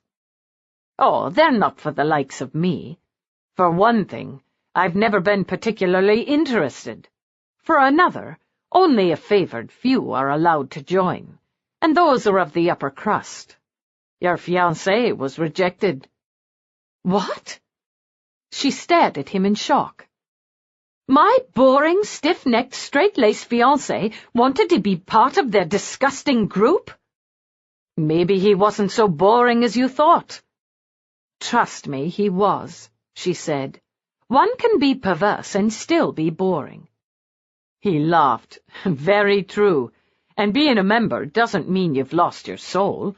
Your own—" He stopped abruptly, as if realizing he'd said too much. But Jane, for all her shyness, had never been particularly slow. "My own— what?" "Never mind. I know the answer to that. My father told me he spent many years as a total wastrel. It shouldn't surprise me in the least that he was part of them." She looked at his impassive face. "You did mean my father, didn't you?" "Ask him if you dare," he suggested affably. "I've said too much." "You don't know my father, do you? I can ask him anything." She sat back on her seat, fidgeting. "Do you think we'll get there in time to keep them from going?" "Don't worry, lass. We'll get to Ripton Waters in plenty of time. But it wouldn't do to underestimate Scorpion. He'll more than likely realize he's a flaming idiot and stop before he goes through with it." "A flaming idiot?" "You and I both know he's mad for her. Something I never thought I'd see. I'm more than happy to take you up there, just to set your mind at ease. But he's in love with her, and I suspect she feels the same way." "And yet he's serving her up to the heavenly host," Jane said with some asperity. "You've seen Scorpion, Miss Jane. You've spent time with him. Do you really think he's the kind of man who'd share the woman he's fallen in love with? His problem is he doesn't seem to realize it just yet, and he won't listen when I tried to point it out to him. But he'll come to it soon enough, when he sees another man put a hand on her. If she's really safe, then why are you willing to race up north to rescue her?" she said, unconvinced. His smile was slow and charming. "Maybe I just wanted the chance to spend time with you." She allowed herself an inelegant snort. "I own a mirror, Mr. Donnelly." His smile vanished. "Perhaps you do, lass," he said finally. "But you must be half-blind. And the name's Jacob." And before she realized what he'd intended, he'd moved across the carriage and sat beside her, his warm, big body pressed up against her, and he'd taken her nervous hand in his. Miranda curled up in the corner of the coach, her cloak wrapped tight around her. They would be gone for 3 or 4 nights, Lucian had said, and yet he refused to let her bring Bridget. The trunk that had been packed for her was both ominously small and mysterious. She had no idea what was inside it, but clearly there wasn't much. She'd done her best, played her cards well, but she had to face facts. She had lost. Lucian always held the stronger hand, and there was only so much skill could do against a master player. He was taking her to his degenerate friends, the final proof of how little she truly mattered. Any hopes she'd had of a real connection had finally died. He rode outside. A good thing. She would have had a hard time keeping up her bubbly conversation during the ride, which he'd told her would take most of the day. Instead, she could try to think if there was any way of escape. He'd told her it would never be rape. Perhaps he only meant with him. He would offer her up to his friends, and she had no idea what would happen if she struggled. Perhaps it would only sweeten the game for them. She'd refuse to struggle with St. John. She would hardly give a bunch of jaded aristocrats that pleasure. She could escape, perhaps. She'd given Lucian every sign that she was cowed. If he glanced away for even a minute, she could run. Her chances of success would be slim. She had no money, and he would find her easily enough, and then all he had to do was lie if someone tried to help her. Tell them she was a runaway bride, or a madwoman, or he could simply kill anyone who offered to assist her. She had no real knowledge of the depths his infamy could go. So the only people who could truly help her would be her family, and they had no idea where she was. Even Jane didn't know exactly where they were headed.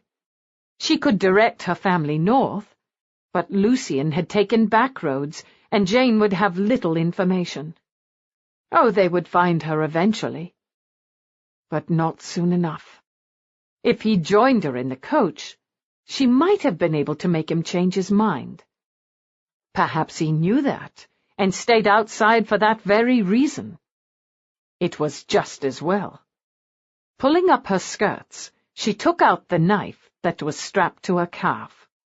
It was a nasty-looking weapon, part of a display of armory used during the Civil War, though she wasn't sure if it was by the Roundheads or the Royalists. Either way, it was about a foot long with a nice point, even if the blade was sadly dull. She'd slipped it out of the display in the third-floor hallway. It hadn't been dusted in what looked like decades, and there were so many weapons adorning the walls that Lucian would never realize something was gone. If worse came to worst, she'd stab him. Oh, no place on his body that would actually kill him. In the arm or leg or something, just enough to shock him and hurt like hell and give her time to get away. She'd considered smashing a ewer on his head, as she had with St. John, but Lucian probably had too hard a head to make that work. But he could bleed if she stabbed him, she had no doubt. She tucked the blade back in the garter. Getting into the carriage had been tricky, as dismounting was bound to be. But the groom had handled the honours, and Lucian would be busy with other things. Like planning her total subjugation by deviates. The heavenly host, heaven spare her! She had no fear of blood sacrifice or black masses. She'd heard the stories, much expurgated, from her own family. Both her father and grandfather, the notorious Francis Rohan, had been active in the heavenly host, and unless they'd greatly changed in the last 20 years, they were nothing but a group of bored aristocrats playing games with God in sex, dressing in outlandish costumes and cavorting. She had no quarrel with their silly doings, as long as they kept their grubby hands off her.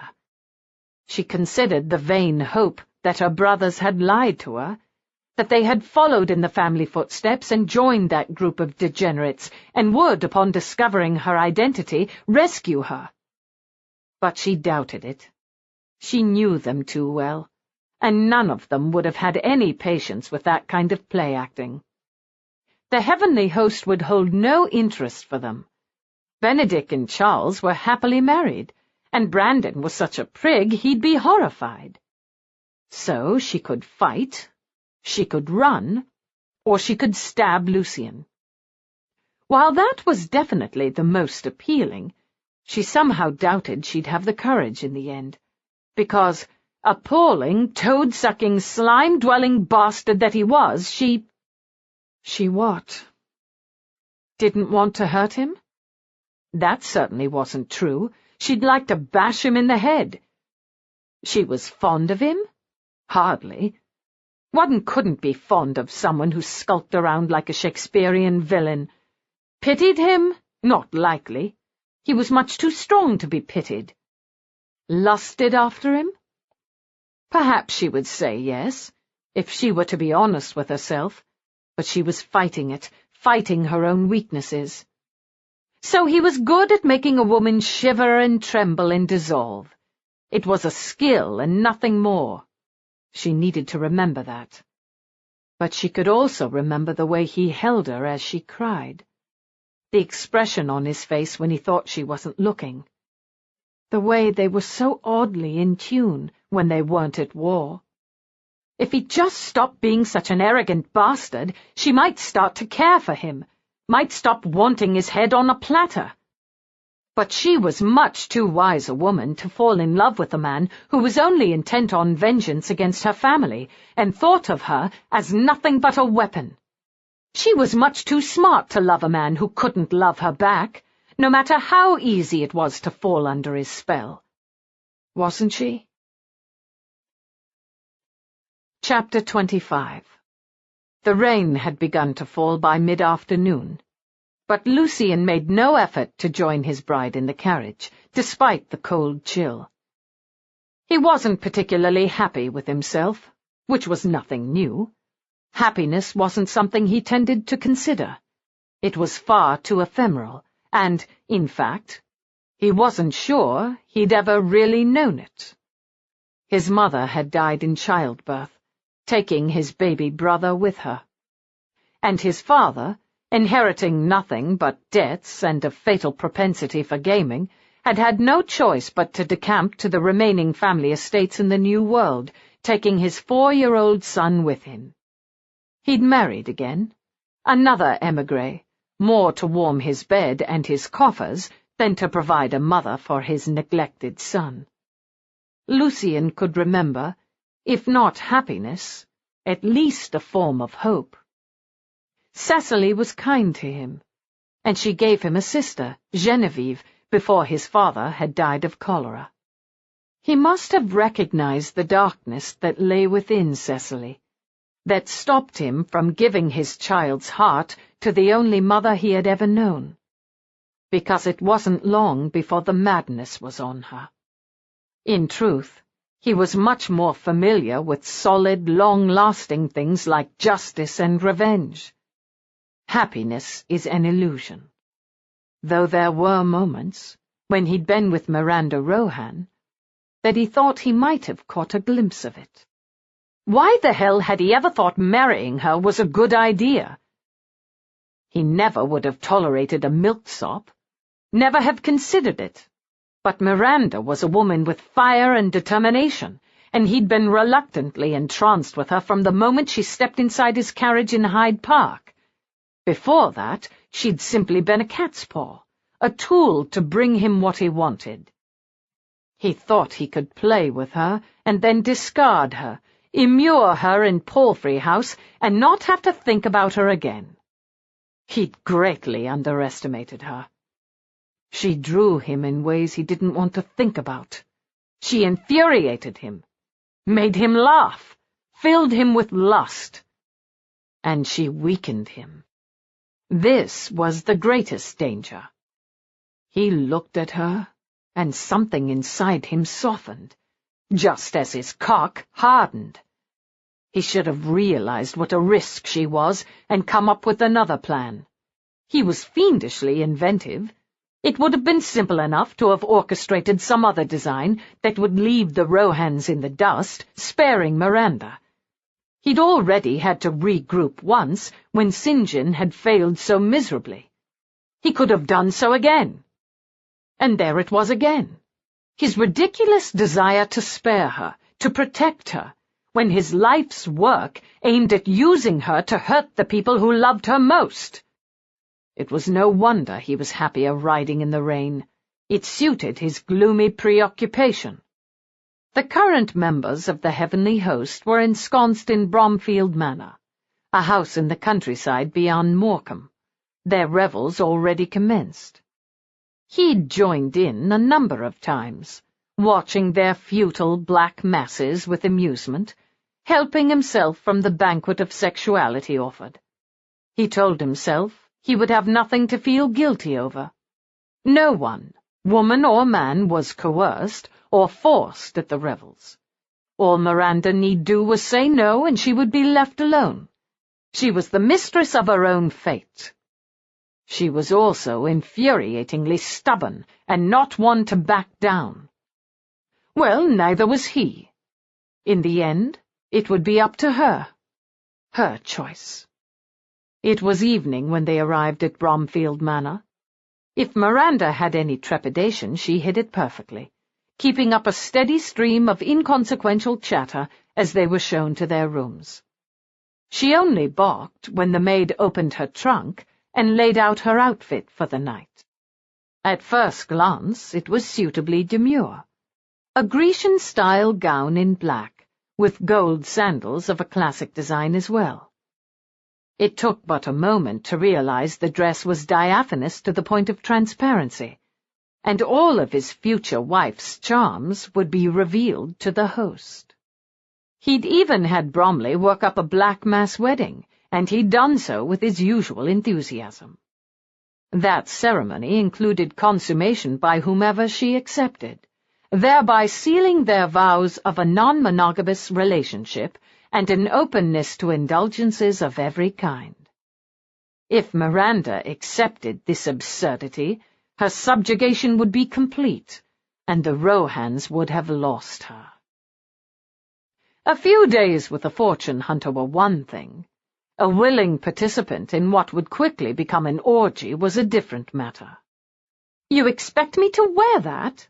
she said, picking up the sheer fabric and dropping it. Her voice was a bit higher and tighter than usual, but apart from that, there was no sign of her uneasiness. "I'll catch my death of cold." "They keep the rooms heated," he said, not moving from his seat by the fire. "And you'll have a domino in the beginning to keep you warm." She cast him an acerbic look. "How nice." Finally, her sarcasm was beginning to leak through the cheeriness. "It will be so delightful to enjoy new experiences. But did you not say there would be a wedding ceremony with your friends in attendance? I see no wedding dress or anything remotely suitable." He took a sip of wine, keeping his face impassive. "It's not precisely a wedding ceremony. The heavenly host are intellectuals with inquiring minds. They investigate the existence of God and his counterpart. I believe our wedding is to be in the service of the latter, assuming there is such a thing. We'll have a legal ceremony after we return home." She was holding very still. "Indeed," she said after a moment. "A satanic wedding. How original! It's a rare bride who can say she was wed in front of God and the devil." He set his wineglass down with a snap. "During which, instead of promising your eternal fidelity and devotion, you'll be swearing to keep an open mind." "And open legs," he added with deliberate crudeness. She didn't flinch, damn her. "Fascinating," she said faintly. "And will I then be called to act upon this oath?" "It generally works that way." A patently ridiculous thing to say, since the heavenly host had never held a wedding before. "Did you know my father and grandfather were members of the heavenly host?" she murmured, plucking at the gown she was to wear. "I did. I thought it made the irony particularly appealing." She looked up, and her smile was the one that made him want to smash things. The smile that said, "You shan't touch me, no matter what you do." "Indeed. Well, I shall look forward to tonight's festivities. It will be most instructive to compare other men to you. Clearly you're far superior to a poor creature like Christopher St. John, but I do wonder if you're not oddly made. Surely most men can't be as large as you are." For the first time in what seemed like days, he wanted to laugh. At this point his darling fiancée was innocent enough not to realize that that was a far cry from an insult. But that would change. "I'll be most interested to hear your observations." She came back to the table, poured herself a glass of wine, and trained it in one unappreciative gulp. "When are they expecting us?" "At any time." "Then perhaps you might summon one of the maids and allow me some privacy in which to prepare myself." He'd rather hoped to sit and watch her strip down and attire herself in her Grecian whore's outfit. But she was looking just the slightest bit dangerous, and he hadn't forgotten how she'd managed to dispatch with Christopher St. John. There was no water ewers available, though a wine bottle could make a fairly effective weapon. He rose languidly, and he expected that he looked like the very devil in the flickering firelight. "As you wish, my love. Take your time. Perhaps you might like a bath." She cocked an eyebrow at him. "I expect I'll be in need of one even more after the festivities," she drawled. "But yes, if you could procure me one, it might settle my nerves." "Nerves, my love?" "All brides are nervous, my dearest."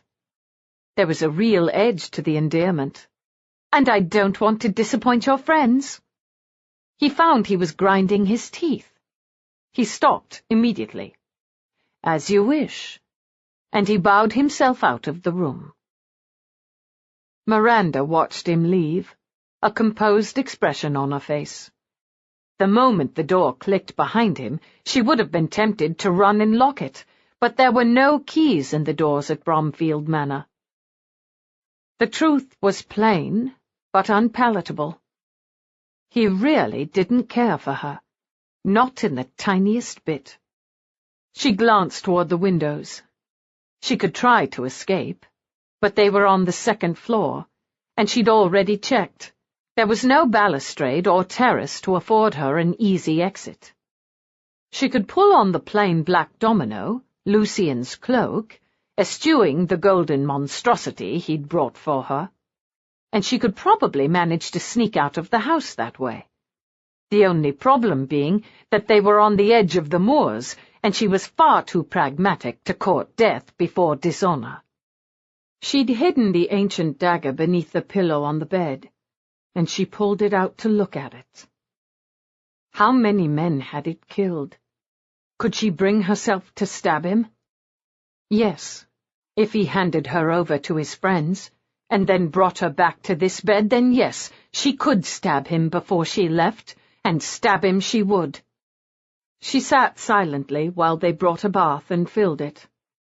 The maid assigned to her was thankfully subdued, presumably having been accustomed to the foul goings-on between Lord Bromley's friends, and she helped her in silence, washing her back, drying her, helping her dress like a sacrificial Vestal Virgin in the embarrassing costume. She even plaited and arranged her hair in a pseudo-classical style, bent down and fastened the gold sandals on her feet, and then stood back. "Will there be anything else, my lady? Some of our ladies prefer to start the evening with a bit of assistance." Miranda managed to emerge from her welter of abstracted misery. "Assistance? We're told to offer laudanum, if you prefer it, or brandy to settle the nerves, or the evening's punch, which tends to animate guests most effectively," the maid said with a blank expression. Miranda seriously considered, then rejected the idea. She would follow this night through with whatever it held. "No, thank you. I shall be fine." The maid opened her mouth to speak, then shut it again, and Miranda suspected why. She probably didn't look fine. She probably looked as devastated and broken as she felt. "Would you please inform his lordship that I'm ready?" She waited until the girl was gone, then went over to look at the pier glass, curious how she looked as a whore. She gasped. She might as well be standing naked. She could see the thrust of her small breasts, the dark nipples clear through the wispy fabric. The line of her body, the darker triangle of hair, the outline of her legs, all was revealed and yet disguised in a gown made for sexual titillation. She closed her eyes for a moment, then looked at her face. It was pale and ghostly, and her eyes were nothing but dark holes. They hadn't offered her makeup, but she bit her lips to bring colour back to them, pinched her cheeks. She smiled brightly, and to her discerning eyes the effect was ghastly. Lucian wouldn't even notice. The door opened behind her, and she turned. A great many candles lit the room, brightening it, and he could see her quite clearly. He froze for a moment, staring at her, and she wanted to weep, to scream at him, to beg him to stop this. And then he moved forward, calm and urbane. "You look quite magnificent, my love. You'll be the perfect blushing bride. Unless you've changed your mind." Why was he asking her this? He was the one who'd brought her here. He was the one who was asking this of her. She smiled at him, her face muscles feeling stiff and tight. "I will do whatever you ask of me, my darling. If you desire this, then I desire this." He stared at her for a long moment. "So be it," he said in a tight voice. He picked up the domino and draped it around her shoulders, fastening it at her neck. His hands were surprisingly gentle, caressing at her throat as he fastened the nape, and she wondered what he would do if she lowered her face to rub against his hands. She kept her head still. Instead, he lifted his hand to brush her cheek, gently, and she would have broken if he hadn't turned away, starting toward the door and opening it. He paused there, holding out his arm. "Shall we join the others, my love?" She took his arm and went. The halls he led her down were dark and shrouded, but he seemed to know where he was going. "Have you been here before?" she asked in a calm voice. In answer, he said, "Bromley holds these gatherings every few months. If I have nothing better to do, I join them." "You have a taste for degeneracy?" He looked down at her and smiled grimly. "Haven't you noticed?" She subsided. She could pull back, cry off. What was the worst thing that could happen? She would lose. She hated to lose, but most particularly she hated the thought of losing to him. She was gambling on the hope that he wouldn't go through with this, and she just might lose. He cared for her, whether he could admit it or not. She was certain of it, though she couldn't say why. He would pull himself back, take her away from this terrible place. But he continued moving forward, and she kept up with him. He was walking swiftly, not bothering with the cane this evening, as if he were in a hurry to get to the dark heart of the night. She heard the noise from a distance, the soft murmur of voices growing louder until they approached a wide set of doors. Impassive servants stood on either side, and they waited for a nod from her terrible, beautiful lover. The doors were opened, and they were greeted with a roar. Chapter 26. He was holding her bare hand, Miranda realized belatedly. He would be able to feel the cold sweat on her palms, the faint tremor. She pulled her hand away, surveying the room with a critical eye. At one end of the huge hall there was a dais, which one might purport to be an altar, albeit one dedicated to the darker arts. She was marginally relieved to see that instead of a sacrificial stone, there was a low bed. Not that she'd ever believed the stories about sacrifice. Her father and grandfather had been far from proper gentlemen, but their wickedness didn't go the way of murder. She glanced around her. People were wearing all sorts of strange garments, from nuns' habits and priests' robes to the simple enveloping dominoes that left one with no idea who they were. Little wonder if the members of the heavenly host were as august as she'd heard. A short, slightly rotund man approached, and she could only guess he was the host of this particular gathering. He, too, was wearing classical costume, with a laurel wreath on thinning hair styled a Brutus, with the mask of a goat on his face.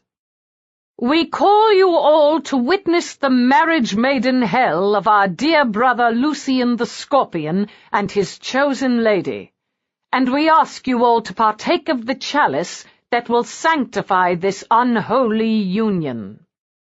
He was carrying some kind of glass vessel, and it took her a moment to identify it. It was a goblet shaped like a phallus, though admittedly more like Lucian's impressive appendage and less like St. John's tiny stub. She supposed, before the night was over, she would have knowledge of any number of penises, and would be able to judge what was normal and what was not. A grim shiver of amusement ran over her. It was cold in the room, even though she could see the sweat stand out on the foreheads of some of the people who pressed around them.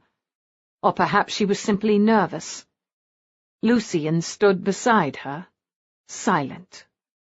Damnably silent. She reached up, unfastened the domino, and let it fall to the floor. She could feel Lucian start as the assemblage roared in approval. The man, whom she presumed was Lord Bromley, held the obscene glass up to her. "Take of our communion, my dark lady, and we shall—" "I think not," she said in a cool voice. "It looks most unsanitary, and I have grave doubts as to what's inside." The room was struck silent, as if the devil himself had suddenly appeared. The goat lord seemed nonplussed. All right." He handed the goblet to a waiting minion, then turned back to her, trying to regain his concentration. "We call upon the powers of darkness, Beelzebub and his angels, to curse this union." Miranda rolled her eyes. "Oh, please. You don't seriously expect to conjure up the devil, do you? I doubt you even believe in the devil. This is all extremely tiresome. Could we get on with it?" Cheery good humour was beyond her at this point, but she could manage bored annoyance quite well, even if she thought she heard a muffled snort of laughter from the man who brought her. The man in front of her looked aggrieved, but he wasn't to be deterred from his course. "First, you must be judged worthy. Take your chosen bride to the marriage bed." At least he didn't call him the Scorpion again. It would have made her giggle. Perhaps she shouldn't have indulged in the glass of wine, but she could have barely faced all this sober, could she? For a moment, Lucian didn't move. And then he put his hand beneath her arm and led her toward the altar. She might have thought his hand was like ice beneath her skin, but she was too cold to be certain. She allowed herself one brief glimpse at him. He looked like a wax figure, expressionless, emotionless. He stopped in front of the bed. The portly goat man had been following, and as Lucian turned her to face the crowd, the man said, "Do you join us of your own free will, my lady? Is it your wish to be one of us?" The silence in the room was so complete, one could have heard a stray mouse. She glanced at Lucian, his cold, pale face. "Not exactly," she allowed in a carrying voice. "It appears to be my lord's wish, and my wish is to make my lord happy." It felt like it was the last smile she would ever have the strength to summon, and she flashed it toward him, hoping he would miss the bleak misery in her eyes. Another murmur of conversation from the crowd, but apparently it was agreement enough. "My Lord Scorpion, you may retire," said the man, and took her cold hand away from the man she was foolish enough to love. For a moment she lost sight of him as the avid crowd pushed closer, and the pudgy man led her toward the bed. Bloody hell, she thought. Clearly she'd played this wrong. At every minute she'd expected Lucien to renege, to pull her back, but he'd done nothing. This was his will. And she was half tempted to go through with it, just to spite him. She glanced down at the bed. Did they really expect her to disport in public? Clearly they did. Would Lucien watch, unmoved? Clearly he would. And what would happen if she suddenly screamed no and smacked the little toad beside her?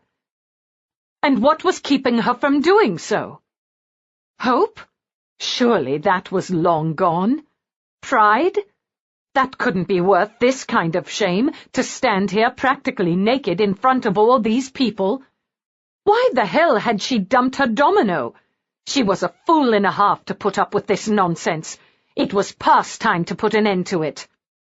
The toad was intoning something about the bonds of submission, but she was paying no attention, and she opened her mouth to tell them all to sod off when a velvet scarf was yanked around her mouth, effectively silencing her, just as someone else tied her wrists together.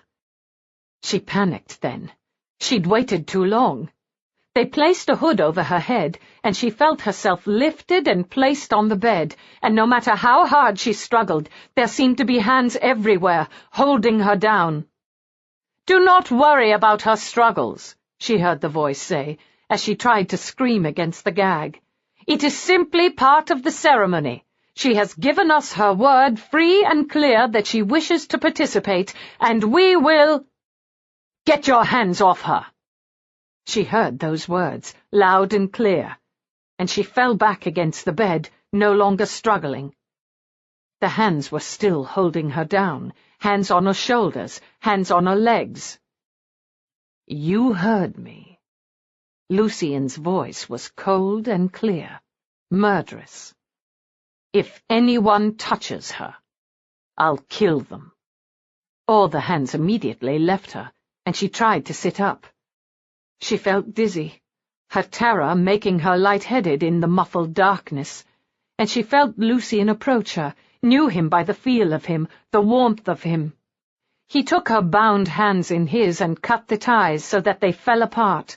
He pulled the hood from her head, and she blinked in the now bright candlelight as he reached behind her and unfastened the gag, letting it drop to the floor. "I find I am more possessive than I realized," he said, and took her arm and pulled her to her feet. He whipped off his own black domino and covered her with it, shielding her from the avid eyes. She was trembling, afraid she wouldn't be able to stand, but she refused to show weakness in front of these pathetic creatures. He put his arm around her waist, ostensibly out of affection, but she could feel his silent support, just as she'd helped him up to the house a few short days ago. And she wanted to weep. But she kept her face stony as he led her down the long walk to the door. He paused for one brief moment as he glanced into the crowd, and she could feel shock vibrate through his body. And then he moved on, leading her from the hall in grim silence.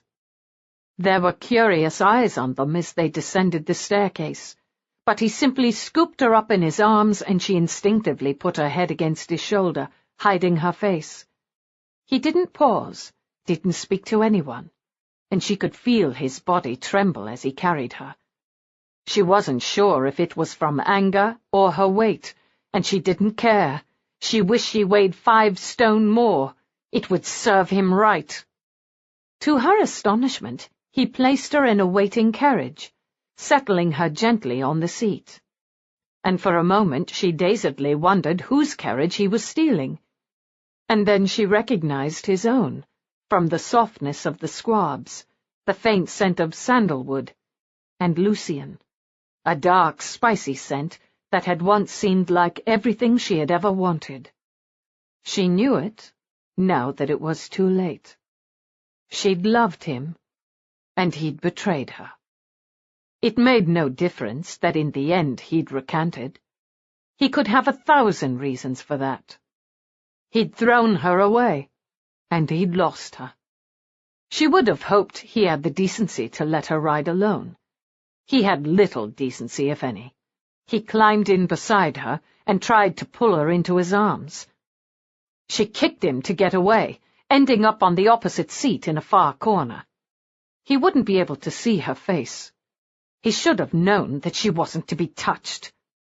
But he said nothing. The carriage moved forward a moment later in the cool night air, and she felt the rich fur throw tossed over her in the darkness, without a word. She would have liked to have thrown it on the floor and stomped on it, but she was too cold in the ridiculous clothes he'd made her wear, so she simply wrapped it around her, pulling it up around her ears, and closed her eyes, shutting him out completely. Still, she thought, the carriage had been ready and waiting this entire time.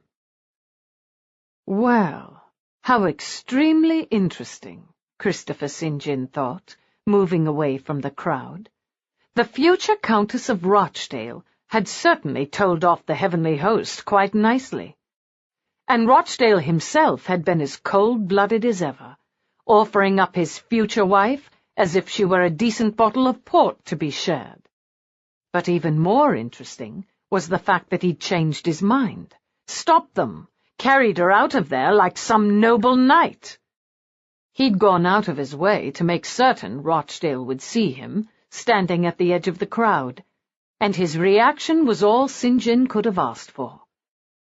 He would have thought he was still on the continent, where he'd fled after the debacle with Rochdale's mistress. But he was back, and it was clear from the expression on the Earl's face that the woman had no idea he'd hired him in the first place. And if it was something he'd kept secret, then he'd most likely continue to do so, and be willing to pay a comfortable sum of money to ensure St. John's discretion. Life certainly took the damnedest turns. He would find where Rochdale was staying and pay him a little visit when his mistress was nowhere around. Blackmail was always better than revenge, but he'd take the latter if Rochdale refused to pay. Rochdale had always had the ability to terrify him, but this time he held all the cards. In the meantime, he was going to enjoy himself, and he turned back and moved into the crowd. Jacob wouldn't have woken Miss Jane Paget if he could have helped it. When the carriage came to an unexpected stop, he carefully disentangled himself from her sleeping body and opened the door as quietly as he could, jumping down into the cool night air. After consulting with Simmons, the best driver in half of London, if not all, he tried to climb back in as quietly as he had left, but she was already wide awake, staring at him out of sleepy eyes. God, he loved the look of a woman as she was just waking up.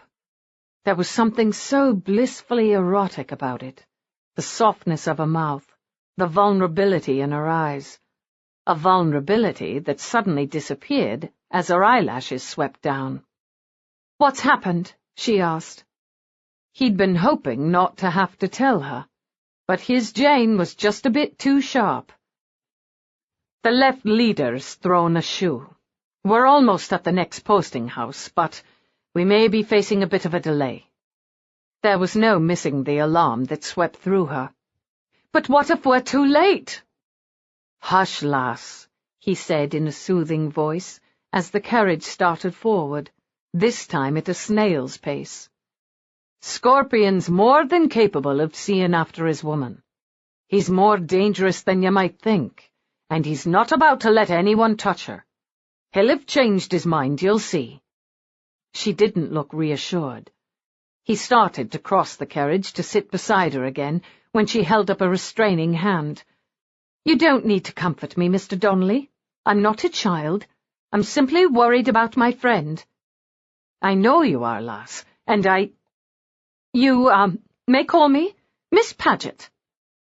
Her voice was high and nervous, and she didn't meet his eyes. "And I don't care how angry that makes you." He cocked his head. "It doesn't make me angry, Miss Paget," he said with a faint ironic emphasis. "It just puzzles me.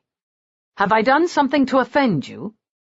"Of course not," she said in an aggrieved voice, and it was a good thing she couldn't see in the dark, because his smile widened. Women really were the damnedest creatures. He'd been so very careful not to frighten her, simply holding her carefully in the crook of his arm while she slept. He knew the rules of decent behavior, even though he seldom chose to follow them. For all that he wanted nothing more than to push Miss Jane Paget down on the narrow seat of the carriage and find his way beneath her skirts, he knew that sort of thing wasn't done. Any more than visiting her room at the inn, or taking her on the floor in her own salon by the side of her unconscious fiancé, even though he'd briefly considered all those things. He wasn't quite sure when or how or if he could have her. She was a proper young lady, despite what that bastard had yelled at her, and she deserved a proper husband.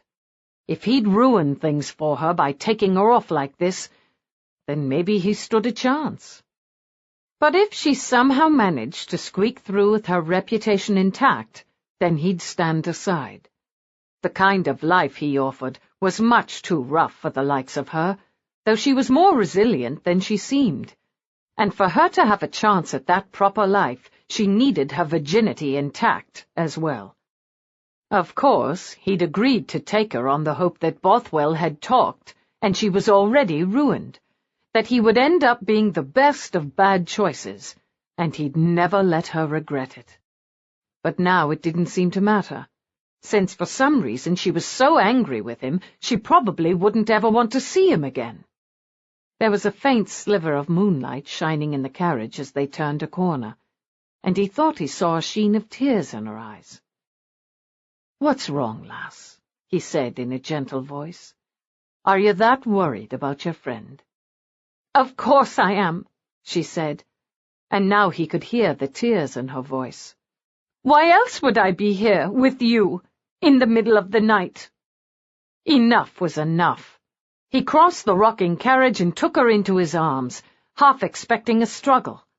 Instead she burst into tears, burying her face against his shoulder, and he held her, whispering soft, meaningless phrases until she slowly calmed. "You don't need to do this," she said in a damp, sulky voice. "Don't need to hold a girl in my arms. It's a sore trial to me, but I'm willing to make the effort." He heard a watery giggle and was encouraged. Her hair was starting to come down, and he stroked the back of her neck beneath it, gently massaging the tension away. Her quiet sound of pleasure had the expected effect on his body, and he wished he had a free hand to adjust himself, but with luck she wouldn't notice. She probably wouldn't even recognize the problem. He let his hand slide down her neck, his thumb brushing against the softness of her throat, feeling the hammering of her pulse. It would be so easy to move his head down, put his mouth against hers, and kiss her the way he had that night so long ago, kiss her with the full and glorious longing that could lead to so much more. But if he did, he'd have to pull her onto his lap, possibly ruining himself for any future pleasure.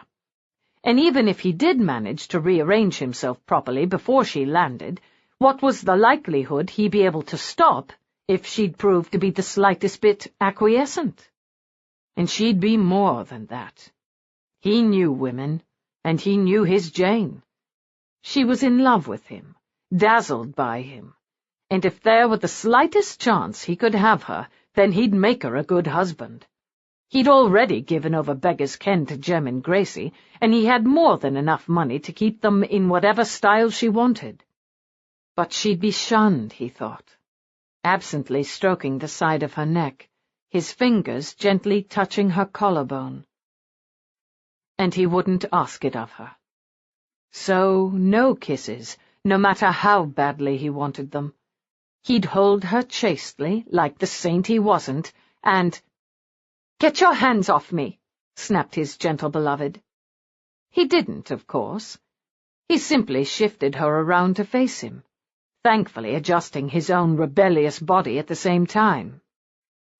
"Enough is enough, Janie. Tell me what's gotten you in such a swivet." "I'm not—" He put his hand across her mouth, silencing her. "Don't lie to me, darling. You'd fair like to cut my throat, and I'm wanting to know why." I don't like being touched."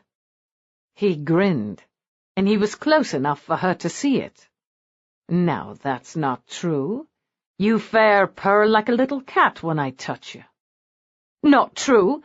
So there's no need for you to feel sorry for me. I'm perfectly fine. I don't need you to hold me like a child till I feel better." Realization began to dawn. "I don't feel sorry for you," he said in a practical voice. "And I wasn't precisely holding you like a child." "Please don't." There was real misery in her voice. It was so patently ridiculous that he wished he didn't have to spin this particular bit of idiocy along. He was about to reach for her when the carriage pulled to a stop, and he realized they'd come to an inn. He practically leaped out of the carriage, knowing that in another minute he would have said everything he was determined not to say. Not until he had to. When he turned to help her down from the carriage, he saw that she'd already managed it herself, wincing slightly at her stiff muscles. And he told himself he wasn't going to think about how he could rub those muscles, loosen them right up, and then make them all tense again in the best possible way. "Does the lass want something to eat?" the innkeeper inquired. Jane shook her head. "Just a bed, thank you," she said in her small, polite voice, not looking at him. "I'll have Simmons bring your trunk, Miss Paget," Jacob said politely. "Of course you will," was her odd reply, as she disappeared up the winding stairs. He stood and watched her go. He'd mortally offended her, that much was sure. Or maybe she'd just realized how very foolish she'd been, running off with a thief. One guess was as good as another, and the last thing he was going to do was ask her. That could get them both into too much trouble, and besides, he might not like the answer. Simmons dropped the small trunk down to him, and Jacob caught it easily. It was about the same size as the one he'd used to clock her fiancé, and he relived that glorious moment for an instant before dropping it at the foot of the stairs for the landlord to deliver. "I'll see to the horses, Jacob," Simmons said. "A poultice and a good night's rest should help matters, and then we can hire new ones at the next posting-house if you're still in such a bloody hurry." Jacob glanced toward the stairs. She disappeared behind a closed door now, shutting him out of her life. And he told himself he was glad. He turned back to Simmons. "Maybe you'd best give the horse another day and night," he said, wanting to kick himself as he did. "Yon lass giving you trouble?" Simmons said sympathetically. "No more than I can handle. The day Jacob Donnelly finds a woman more than he can handle is the day I give up on women altogether myself. We'll have all lost hope then," Simmons said with a heartfelt sigh. Jacob resisted the impulse to tell him to prepare for a life of celibacy. Jane Paget was a rare handful, and he still wasn't sure how it was all going to end. Dutch courage was the order of the day, and mine host had some fine Irish whiskey. 2 shots and he was ready for his own bed, which, unfortunately, was up those stairs, too close to Miss Jane Paget for comfort. He considered a chair by the fire again, but the night was warm and he was restless, and told himself he needed a bed. He did. He needed her bed. He made his way up the stairs, trying to keep quiet. There were 3 doors on the upper landing, and 2 of them were open. He chose the smaller one, closing the door quietly behind him before opening the window to the soft night air. He groaned as he sat down on the narrow bed and began to remove his boots. God was out to torment him, sure and proper. Here he was, trying to be a decent human being for a change, and he got to share the floor of a tiny bloody inn with the love of his life. If he were a hard-drinking man, and she was a glass of whiskey just out of reach, he'd feel the same way, ready to cut his own throat. He dumped his coat and vest on the floor, then used the cold water to wash up as best he could before putting his loose shirt back on. The bed sagged in the middle, and he lay down in the middle of it. It was lumpy, but he'd slept in worse, and as long as he didn't think about Miss Jane, he heard her. She was crying. There were any number of things he could resist, and he'd never been overly fond of weeping women, but Jane was different. He could no more lie there and listen to her cry than he could fly to the moon. He climbed out of bed, calling himself every kind of name. He opened his door, and there was sudden silence from behind the closed one, as if she'd heard him. He should go back to his own room and close the door. And he knew he wasn't going to. He didn't even bother to knock. He simply pushed open her door and stepped inside, closing it behind him. She was a shadow in the bed in the middle of the room.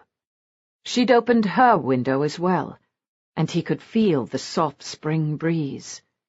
She froze, looking at him, and he couldn't see more than the glitter of her tear-filled eyes in the moonlight. Ah, to hell with noble plans. Even if she'd come through this with her reputation unscathed, he wasn't going to give her up, and he knew it. He crossed the room to her, caught her face in his hands, and kissed her. She let out a quiet sob. "Miss Jane Paget, I've been trying my damnedest to be a gentleman when I've been wanting to kiss you so badly my hands shake with it, but I knew if I kissed you, I'm going to end up doing far worse to you and—" "Far worse?" she echoed. He couldn't smother his laughter. "Well, I'd be trying to make it something glorious, but either way, it's nothing I should be doing to you at all, and you know it. I'm not for the likes of you." He could at least try to do the right thing. Sitting down on the bed beside her wasn't a very good start, but he did so anyway. "I don't believe you," she said flatly. "You don't want me." "Oh, Lord, love," he said, taking her hand and putting it on his erection. "Do you have any idea what this is?" She jumped, and he expected her to pull her hand away as if she'd touched a poisoned snake, so to speak. But she didn't. Her lovely little fingers danced along the stiffening ridge in his breeches, and he let out a choked gasp. "Christ, Janey," he said, removing her hand himself. "Don't do that. It's dangerous to a man's behavior." She sat very still in the bed, as if she were considering all this. "I know what that is." "So you do want to kiss me? And you want to put that inside me?" "Bloody hell. Lass, you can't imagine the things I want to do to you. I want to take you to bed and not let you out for days. I want to take you every way I can, so hard that neither of us can walk. I want you in my bed and in my life for the rest of my life, and if you don't want to believe it, you can check your hand." "My hand?" she echoed, confused. She looked down and saw the huge winking diamond on it. "When did you do that?" "Just now, love. You're mine, Miss Jane Paget, and you know it too. I was just trying to be polite about it." She appeared to consider this for a moment. Her cheeks were tear-stained, and he hated to think he'd caused her pain. He held still, but her hand was still on his John Thomas, and she was absently stroking it. "Prove it." "Prove what?" he said, confused, doubtless as much by what her hand was doing as by what she said. "Prove that you really want me." She moved her hand then, and he wanted to beg her to put it back. Instead, she pushed down the covers, and she was lying there in nothing but a shift.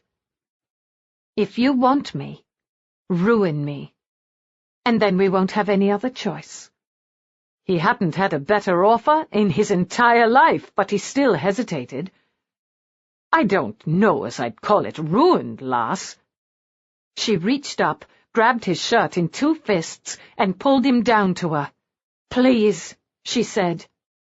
"No, how can I refuse you when you ask so politely?" he said, covering her body with his, letting her see what she was getting into. She didn't flinch, and he caught her mouth and kissed her, as slow and as hard and as deep as he had that night so long ago. He went slowly, giving her time to get used to things. When he put his hands on her breasts, she was shy, but he was so lavish in his praise and his touch that she became braver, letting him strip the chemise over her head so that she lay there in her lacy drawers and nothing else. The drawers were a little harder to talk her out of, but she knew they had to go, and he managed to slip them off while he was kissing her breasts so that she didn't even notice until they were gone. But then she made him take off his clothes, and he was certain he'd frighten the wits out of her. But she'd taken one long, assessing look at him, and then held out her arms, and he was helpless to resist. He made it as easy for her as he could. He kissed her and stroked her, and gave her ripples of pleasure with his clever hands. He used his mouth on her to make certain she was slick enough to make it easy, and he went slowly, but he knew that sooner or later he was going to have to hurt her. And when he did, finally thrusting in deep, breaking through her maidenhead, and giving her all of him, he held her, waiting for her tears and anger. "Is that all there is?" she whispered. "No, lass. I'm considered fairly well-sized." "No, I mean, is that all the pain?" He looked down into a lovely, thoughtful face. The face that foolish girl didn't think was beautiful. "I expect so." "Oh," she said, and a small smile curved her lips. "That wasn't bad at all. Go ahead and do your worst." "My worst?" "That's what you warned me, Jacob," she said, looking up at him lovingly, using his name for the very first time. He kissed her, hard. "I'll give you my very best, lass." And he did. Miranda would have hoped she'd sleep during those endless hours back to Palfrey House, but her body betrayed her. Despite the wine she'd drunk, she was wide awake, alert, and in a torment of anger, confusion, relief, and hope. She kept her mind a deliberate blank, concentrating on the gentle rocking of the carriage, the sounds of the night birds, the smell of the air, the strong, sure sense of the man sitting across from her in the dark, as when she'd first met him, unseeable in a darkened carriage, spinning his webs of intrigue and revenge. He was no scorpion. He was a spider with a slow web and no instantaneous sting, and she was caught, struggling, fighting, refusing to give in. It was just before dawn when they finally arrived back at Palfrey House, and the huge old building looked cold and deserted. Lucian stepped down from the carriage, then held up a hand to assist her, a hand she blatantly ignored as she climbed down on her own, doing her best to hide the weakness in her legs. The front door had opened, and one of the new footmen stood there, sleepy-eyed and surprised, ready to assist his lord and lady. "I'll leave you here, madam," Lucian said formally, not making the mistake of trying to touch her again. I'm going for a ride."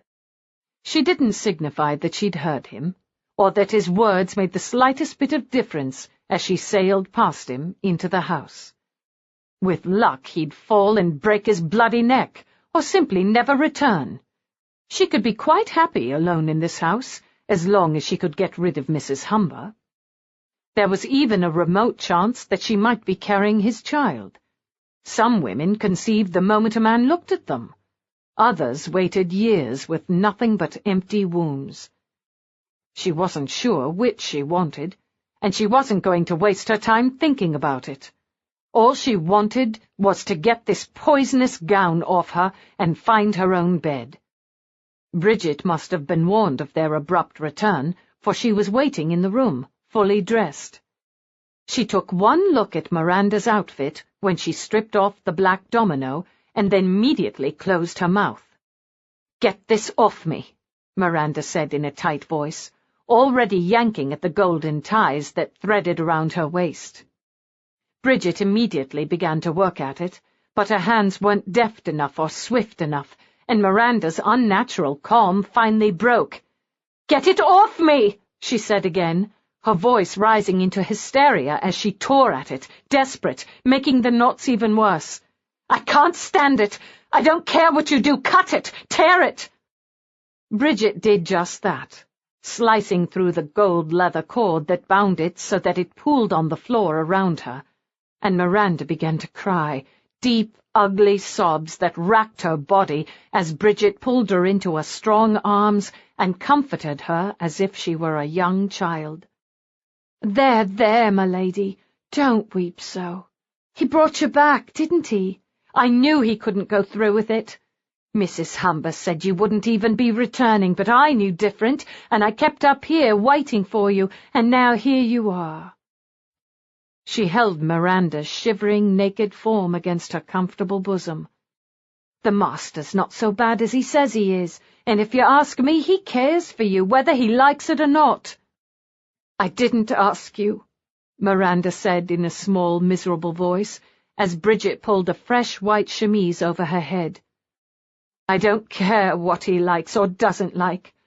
I don't care about anything." "Of course you don't, mistress," Bridget said in her soothing voice. "Let me get a nightgown for you, and you can get some sleep." Miranda shook her head. "This is fine for now," she said in a watery voice. "I just want to sleep." "Yes, mistress." Bridget helped her between the snowy white sheets. Everything was clean and white and safe. The hands that had touched her might as well have never existed, and Lucian had run away. She would survive. The cool linen covered her, and she lay back, closing her eyes, closing out everything but the sleep that finally, mercifully claimed her. Chapter 27. Lucian rode hard and fast in the early morning light, pushing himself and his horse beyond reason. He'd gone mad, stark, staring mad, and he ought to be hauled off to Bedlam with the other lunatics. What the hell had he done? The perfect revenge had been just within his grasp, and all he'd had to do was turn and walk away. Instead, he'd scooped her up like some bloody romantic hero, carried her back here and abandoned her. And all he'd had to do was see Christopher St. John standing at the edge of the crowd, watching them, to know just how far along the road to disaster he'd come. If he thought he could make it, he'd head straight for London. He even started in that direction, when the ugly truth hit him, and hit him hard. He'd fallen in love with her. He, who didn't believe in love, had been seduced by a slip of a girl, his wings clipped, his locks shorn, his entire life now centered on a woman. Bloody hell! Clearly he'd been a fool to underestimate her. But now that the illness was diagnosed, the cure was simple. He'd get rid of her. Send her back to London, or off to the continent, maybe even to his estates in Jamaica, where he could forget all about her existence. He certainly couldn't continue on like this. He'd marry her first, just to ensure she was taken care of, and then he'd do his best never to see her again. She'd like that. He wheeled around, heading back toward Palfrey House. He was a lot of things, a lot of terrible things, but he wasn't a coward. By the time he reached home, the sun was bright overhead, glinting off the lake like the diamonds Jacob had stolen. If he didn't get rid of her, there'd be no more of that, he thought morosely, handing the reins to the groom and charging him to give his hard-used roan an extra measure of grain.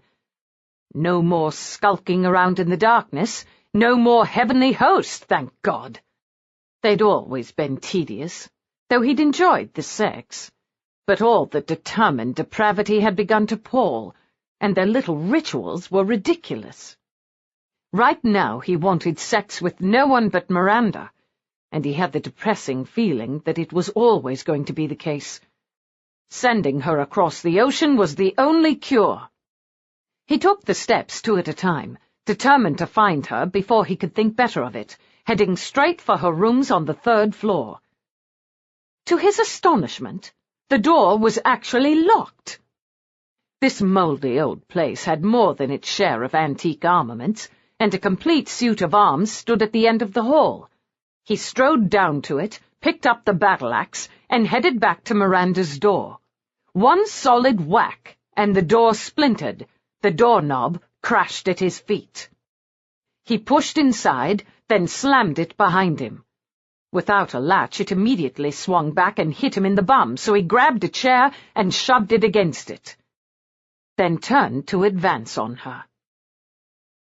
Miranda woke up with a start, holding the covers up to her neck like some silly virgin as she stared at Lucian.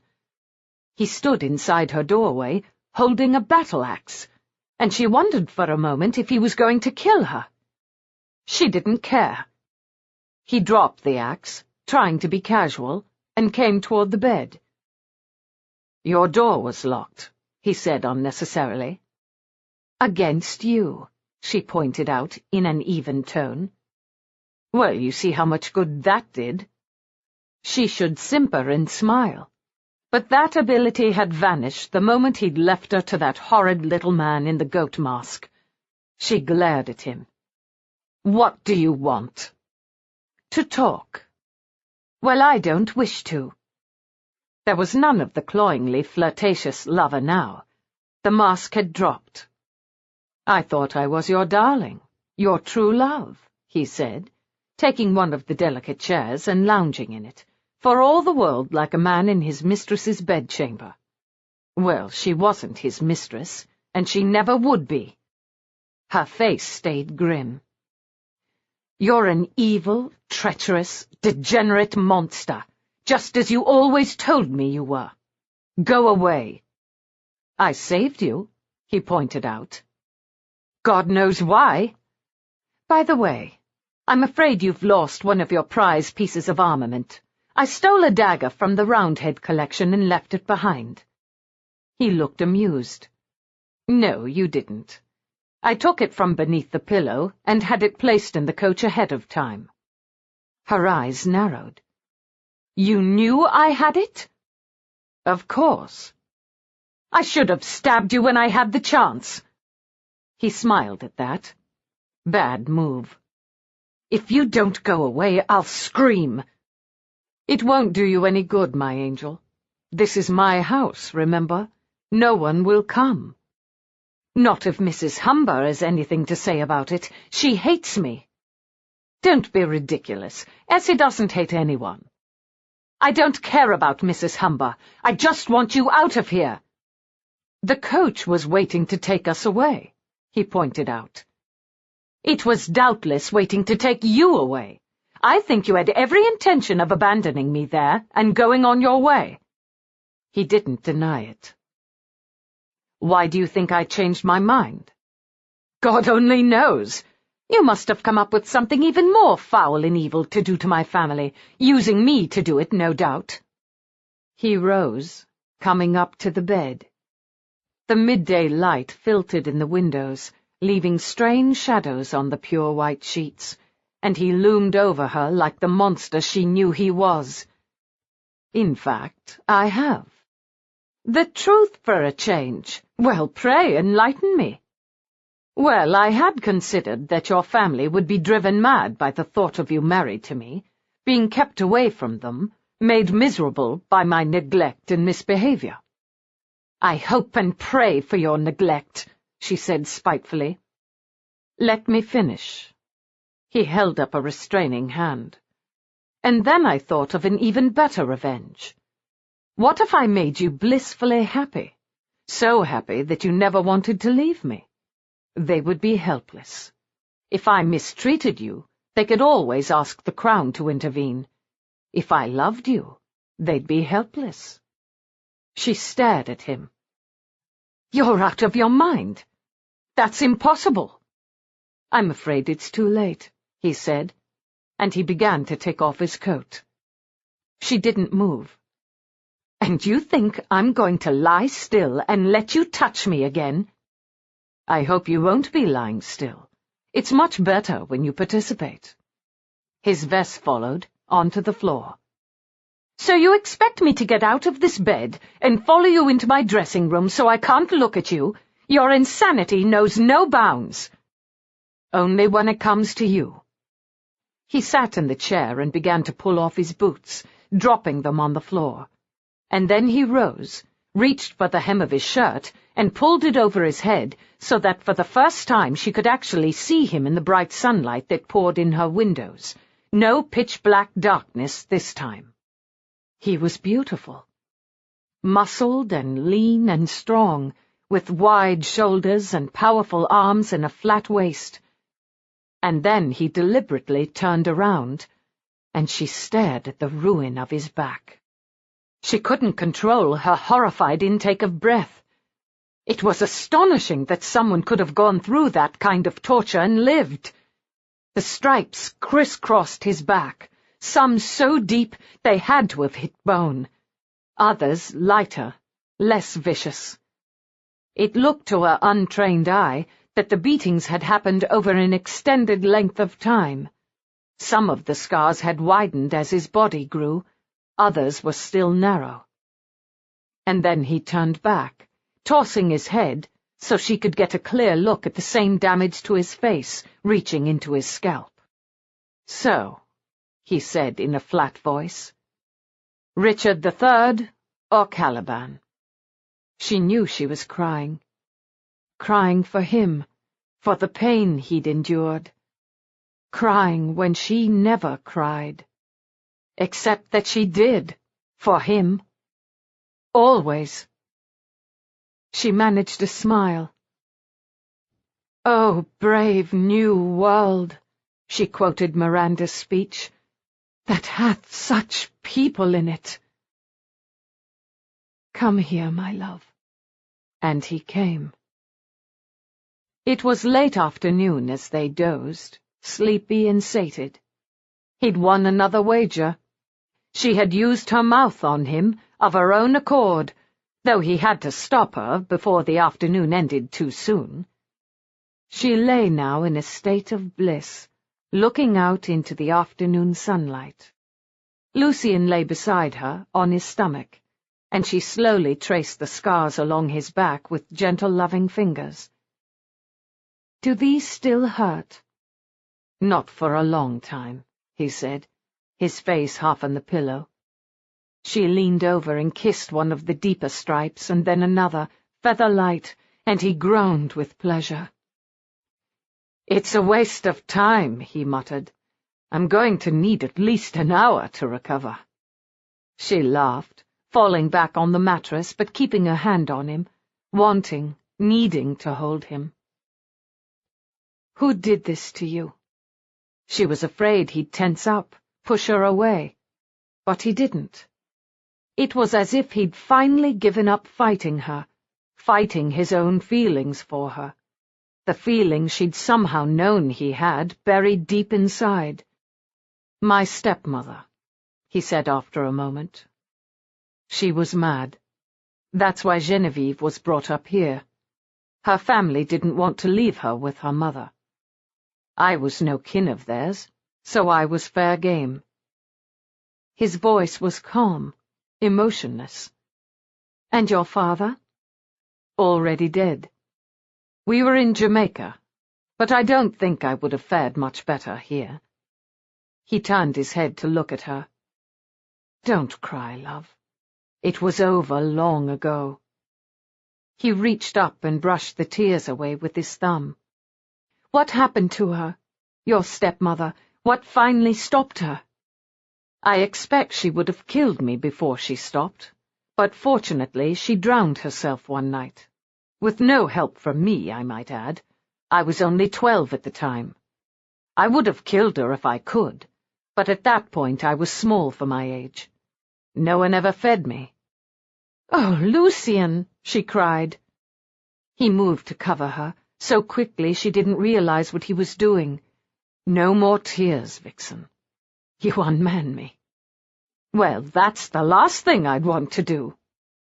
He laughed, then pulled himself out of bed, reaching for his clothes, and she saw for the first time that the scarring went over his buttocks as well, down to his thigh. It's not a pretty sight, he said without turning around, knowing she was looking.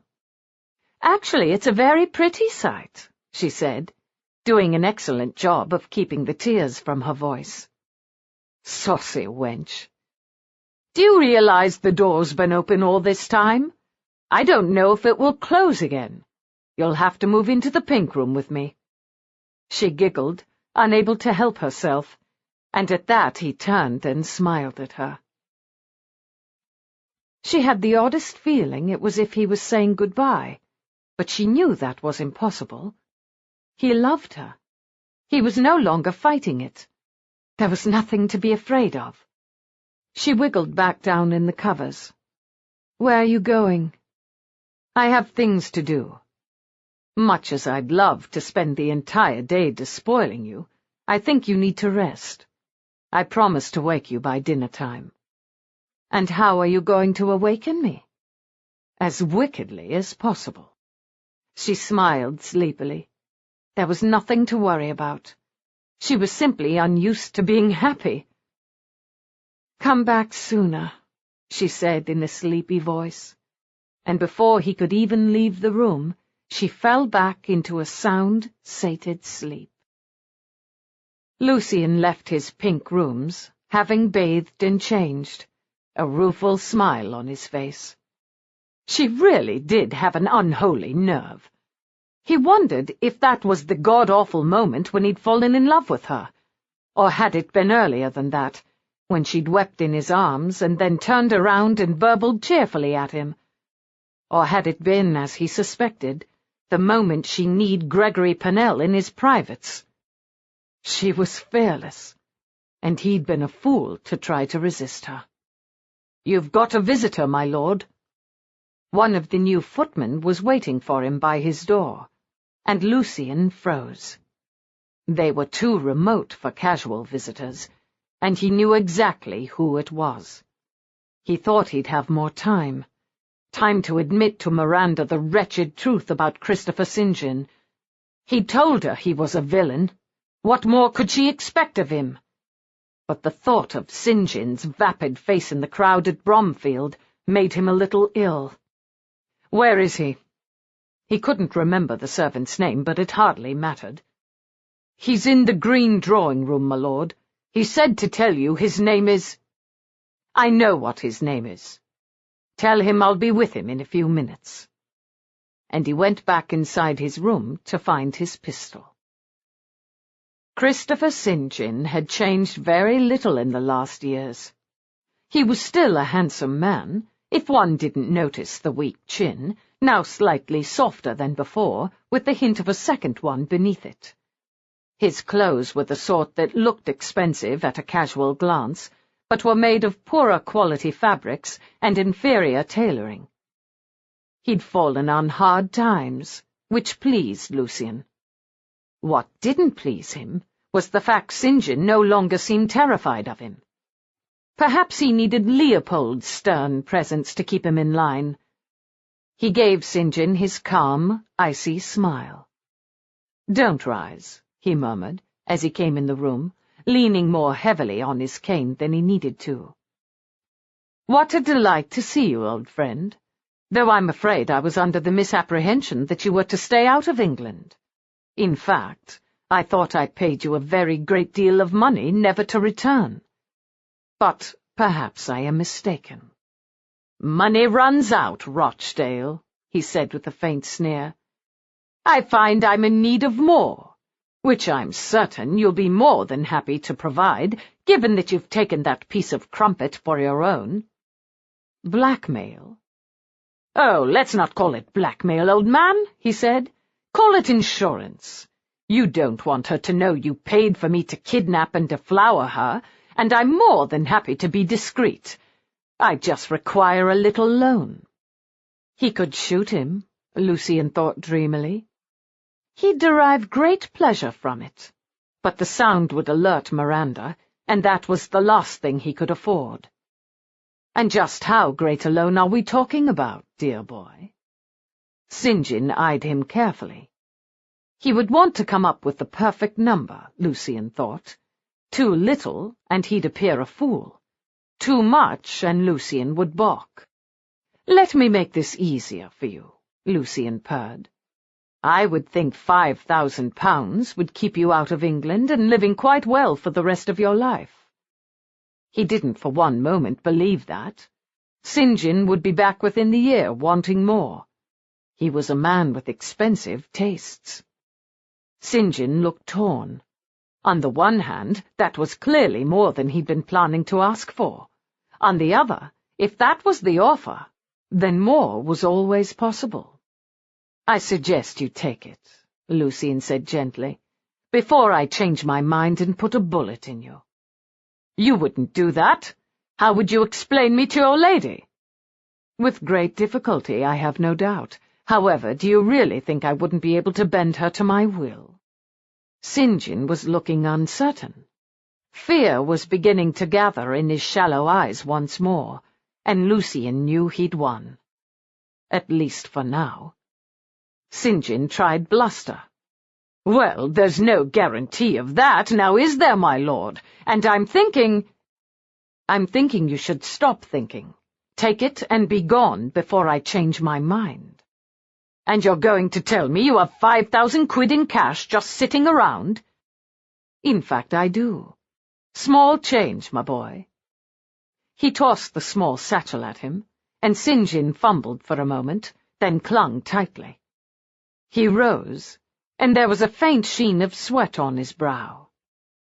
"Pleasure doing business with you, my lord," he said with a final show of bravado. "I don't think so," Lucian said gently. St. John fled. Chapter 28. Jacob awoke, wrapped in Jane's sweet arms, and groaned.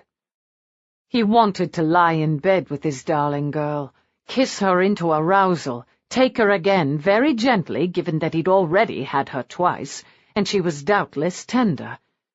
But he couldn't resist. Except some bloody idiot in the tap-room below thought normal conversation was carried on in a modified bellow, and there was no way he could woo his beloved with those voices echoing through the small inn. Her eyes opened sleepily, and he smiled down at her. "Go back to sleep, love," he said softly, kissing her eyelids. "I'll see about some tea and breakfast for you." "And a bath?" she murmured sleepily. "Or is that too much to ask for?" "Nothing's too much to ask for, my girl," he said. If the innkeeper didn't have the means to provide a hip bath for his patrons, he'd scour the neighborhood until he found one. Fortunately, it didn't have to come to that. The host most certainly did have a hip bath, and it wouldn't take above 10 minutes to get it up to the young miss full of hot water. Satisfied his job was momentarily done, he headed into the tap-room and a morning mug of ale. There were 3 young men there, toffs by the look of them. Old money, old blood. He knew the type well. He'd need to warn Jane to stay out of sight, just in case she knew these 3 young bucks, but the chances of that were so slim he stayed put. The moment he entered the room, they lowered their booming voices. talking amongst themselves like conspirators, and he smothered a snort of disgust. The fools didn't realize their voices carried throughout the inn, or they would have kept their bloody voices down earlier and let him enjoy his first morning in bed with his heart's love. "We'd best be going," the oldest of the three said, and he realized they must be brothers.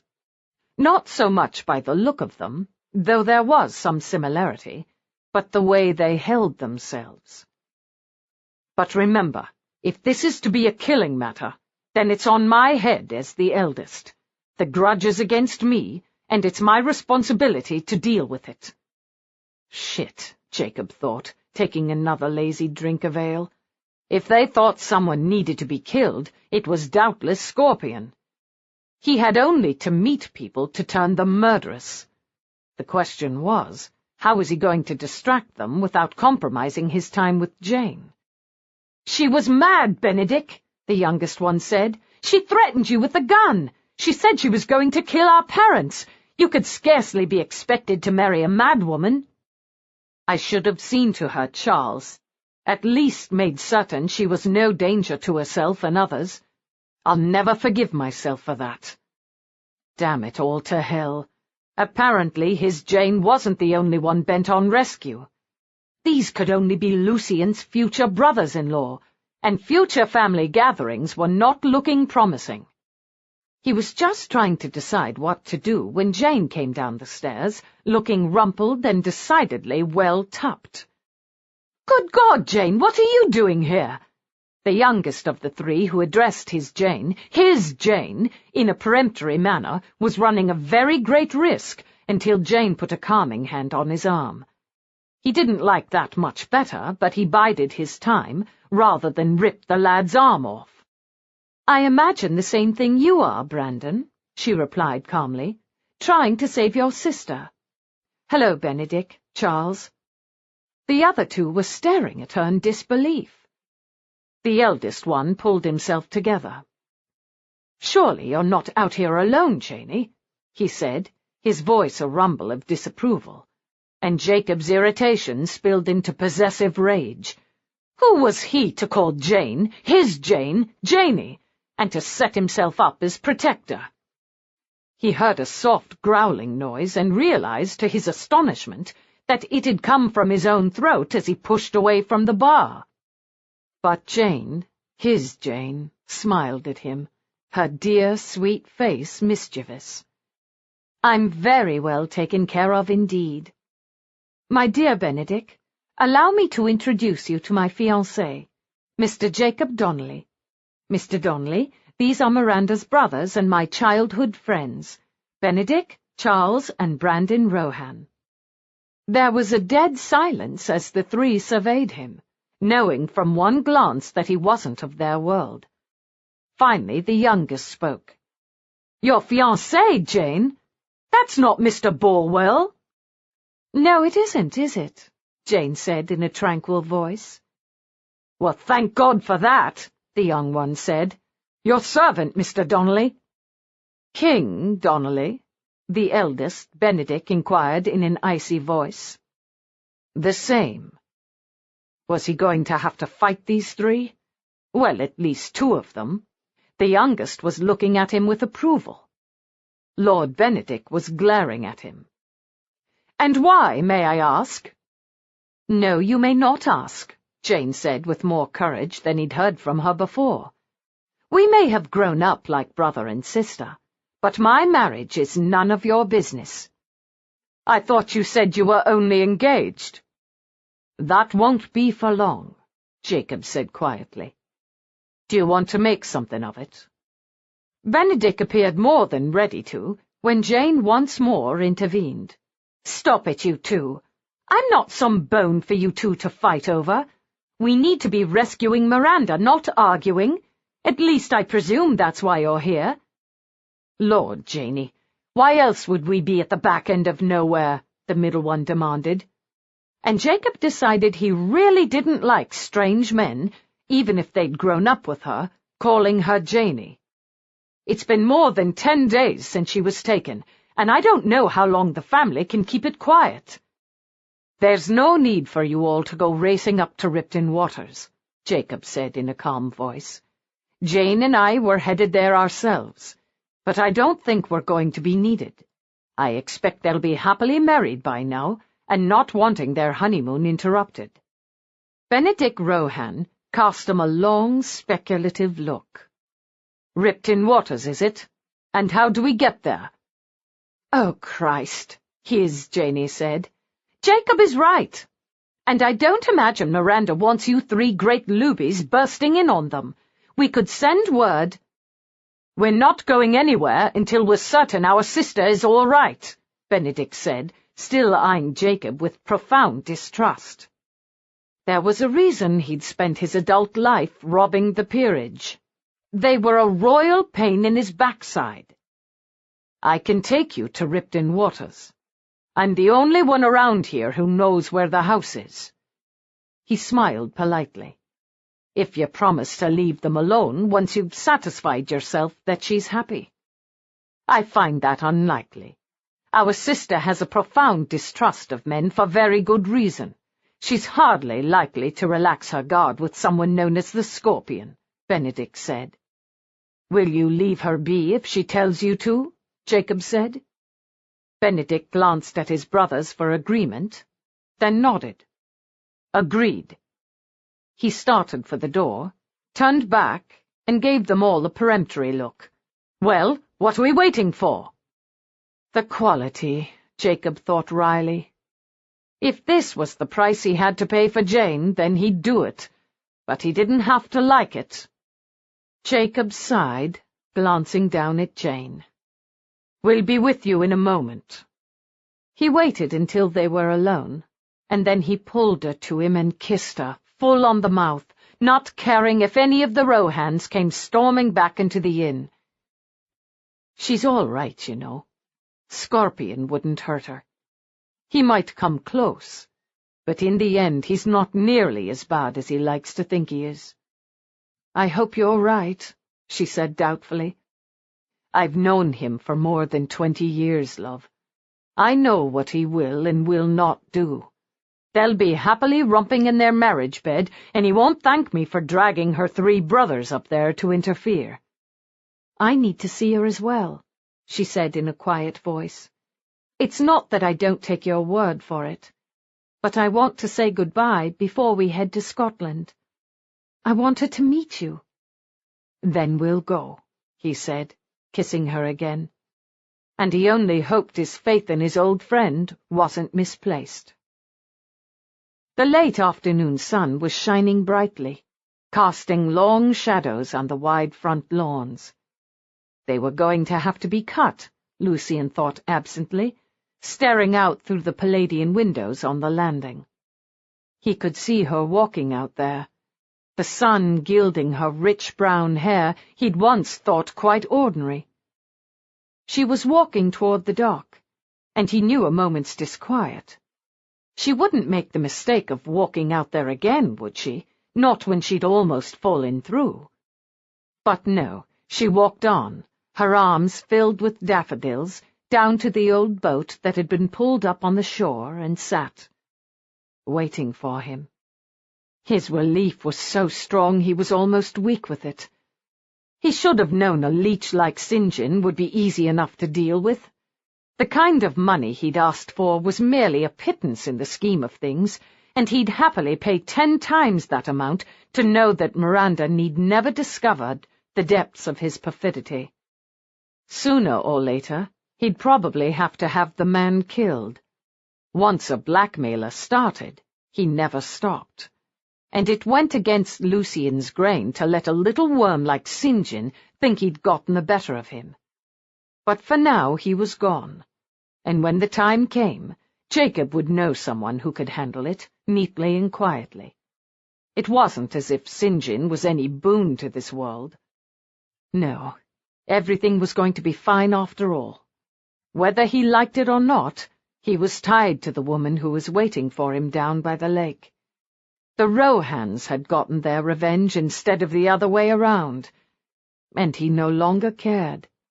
As long as he had Miranda, then nothing else mattered. It was a beautiful day, Miranda thought absently. The kind of day to fall in love. Scarcely the kind of day to discover that the man you were going to marry was even more of a toad-licking, worm-kissing, putrescent arse of a skunk. Scarcely the kind of day to commit murder. But one had to start somewhere. There were daffodils everywhere, and she began to pick them for lack of something better to do. She'd dressed once he left her, and gone looking for him. He wasn't in his very pink rooms, and she'd been half tempted to take off her clothes and climb into his bed to await him. He'd find her soon enough. But she didn't have the patience for it. So instead she went looking for him, finding him closed up in the green parlour in low conversation with someone. She was about to push open the doors when she recognized the second voice, and she froze. Silly, of course. She was imagining things. She put her hand on the doorknob, about to push it open, and then she heard the word blackmail in the voice she'd once hated most in the world. No, Christopher St. John's voice wasn't the one she hated most. It was the drawling, mocking voice of the man who lay in her bed just hours ago and told her he loved her, the man she had every intention of killing. Stabbing was too good for him. She'd done a frenzied search for pistols among the walls of weapons that made the gloomy old house so cozy, but apparently the de Malheurs gave up war when guns were introduced, and no wonder. They were much better at stabbing people in the back. She looked at the lake. The old rowboat sat there, no longer seaworthy, but with a good solid seat, and she headed toward it, her arms filled with daffodils. She dumped them on the ground, crushing them beneath her feet as she climbed into the beached boat and picked up the oar. It was still solid and heavy, and she climbed out, carrying it up and onto the dock. The sun had dried some of the slime, but she could see the broken board where she'd nearly gone through. He'd saved her then. She almost wished he hadn't. She was halfway down the length of the dock when he began shouting at her, but she kept her back to him, pretending she couldn't hear. Her face was set in stone. Swill-sucking bastard. To think that she'd loved him. After all the things he'd done, he'd threatened to do, and she'd forgiven him. Not anymore. She gripped the oar more tightly, keeping her back to him, and waited. The weak old dock bounced when he climbed up, and he was starting toward her. She turned, and she knew her face was cold and terrible. Unfortunately, he didn't. He was too busy haranguing her for being foolish enough to put her life at risk by going out on the dock again after the close call last time. She didn't move, waiting as he negotiated the missing plank. He hadn't brought a cane with him. Good thing. It would make his balance even more precarious. It wouldn't take much to make him go over. She waited until he was almost in reach. Not close enough to grab her, but close enough for the old oar. "Stay there, my darling," she said in a silken voice. Finally he caught on. He jerked his head up, looking at her. "What are you doing out here?" he asked in a steady voice. "Waiting for you." "The water is ice cold, you said." He watched her warily. "Yes." "And very deep." "Yes." She could see the tension radiating through him, the same tension that ran through her. "You must have run into St. John." "Not exactly. I listened at the door." "Curiosity killed the cat," he said lightly. "No, it didn't. It killed you." And she swung the old oar at him with all her strength. It hit with a great thwack, splintering in two, and he went over the side into the dark, cold waters of the lake, sinking like a stone. It took her 2 seconds, and then she let out a scream for help, tossing the broken oar away from her, and jumped into the water after him. It was very cold, numbingly so, and as it closed over her head, she grabbed for him, wrapping her arms around his body, ready to sink to the bottom with him. Instead, he kicked, pushing them up so that they broke the surface. His arm clamped around hers as she struggled. "Jesus, woman," he snapped. "When did we have to become Romeo and Juliet?" "You liar!" she screamed, hitting him. "You filthy, evil, degenerate piece of garbage! You slimy, unspeakable pile of offal! You worm-ridden dung heap of a human being! I hate you! I hate you! I hate you!" Her struggles were pulling them down again, and water filled her mouth, stopping her mid-tirade.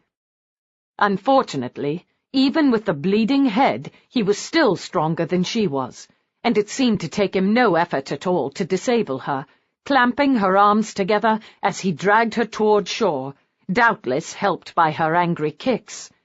By the time it was shallow enough for them to walk, he released her, collapsing on the stone beach. She followed him a moment later, her sodden dress clinging to her heavily. She looked down at him, then started looking around for another weapon. There was another abandoned oar in the weeds, and she started toward it, but he rolled over and caught her ankle, and she went sprawling. A moment later he covered her, holding her down as she fought him, fury in every inch of her body. He let her fight, doing nothing to shield himself from her blows, simply pinning her with his weight so she couldn't get away. It seemed like hours later when she finally grew too tired. Her arms ached, her hands were sore, and he seemed to realize she was spent. He let her shove him off her, and she rolled onto her stomach in the dirt, sobbing. They stayed like that for a long time. The sun was sinking lower, and finally she looked up at him. "Your head is bleeding," she said in a raw voice. Indeed, it was bleeding a great deal, pouring down the side of his face and staining his shirt bright red. Maybe she'd killed him after all. "I know." She got to her feet slowly, slapping away his hand when he tried to help her. "Come back to the house," she said warily. "I may as well bandage you. It will bring me little enough satisfaction if you die of blood poisoning." He very wisely said nothing, following her up to the house.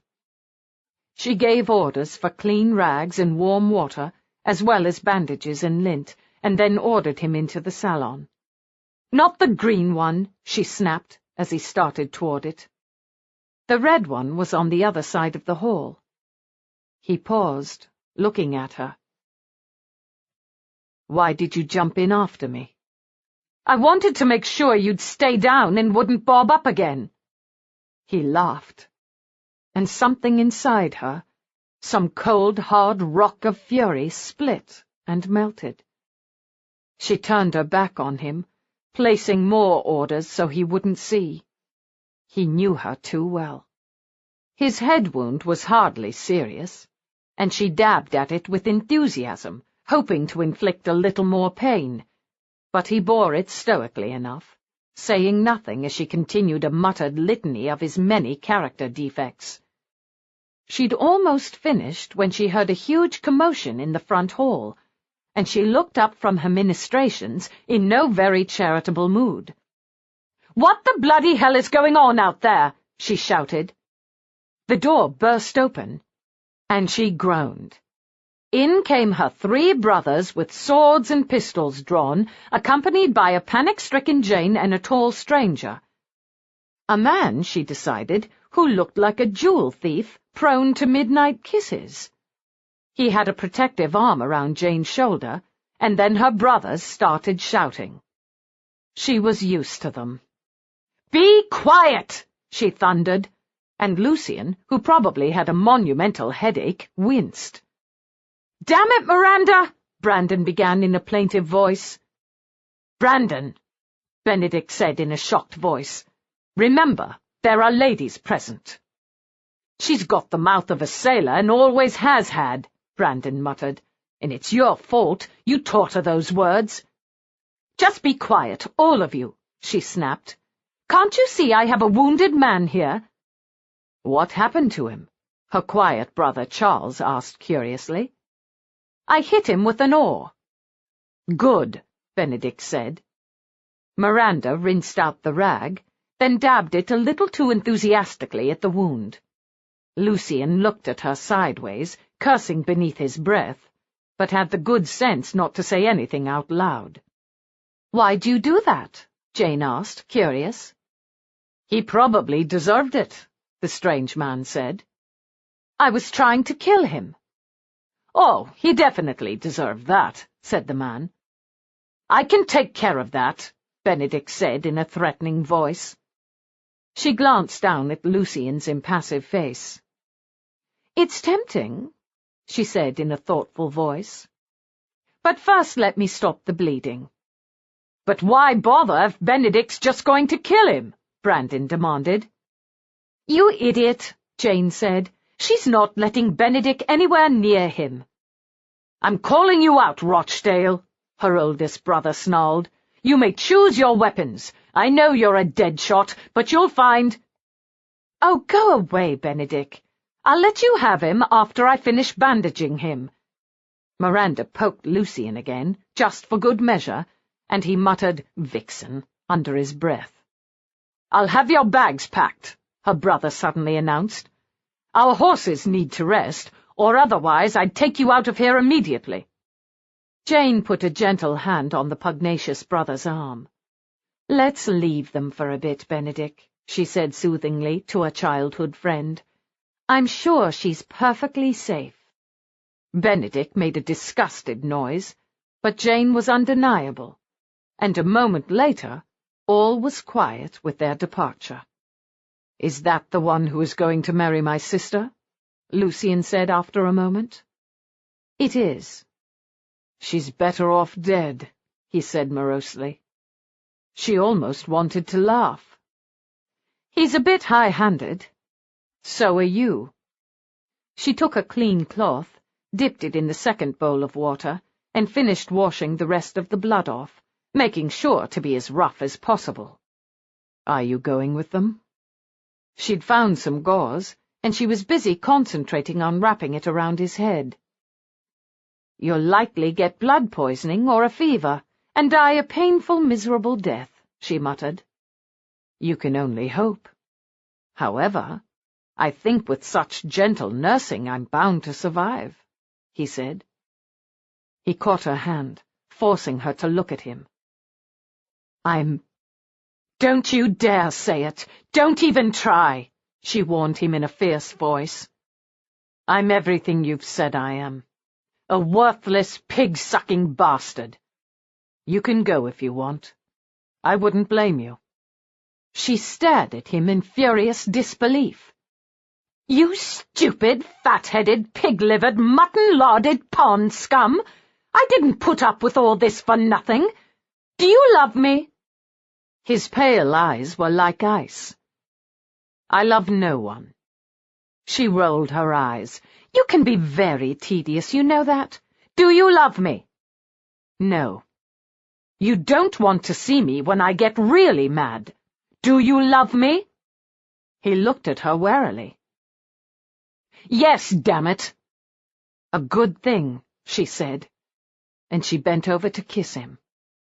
A moment later she was beneath him on the sofa, his bandaged head giving him no trouble whatsoever as he kissed her, pressing her down into the cushions, and she could feel him growing hard against her.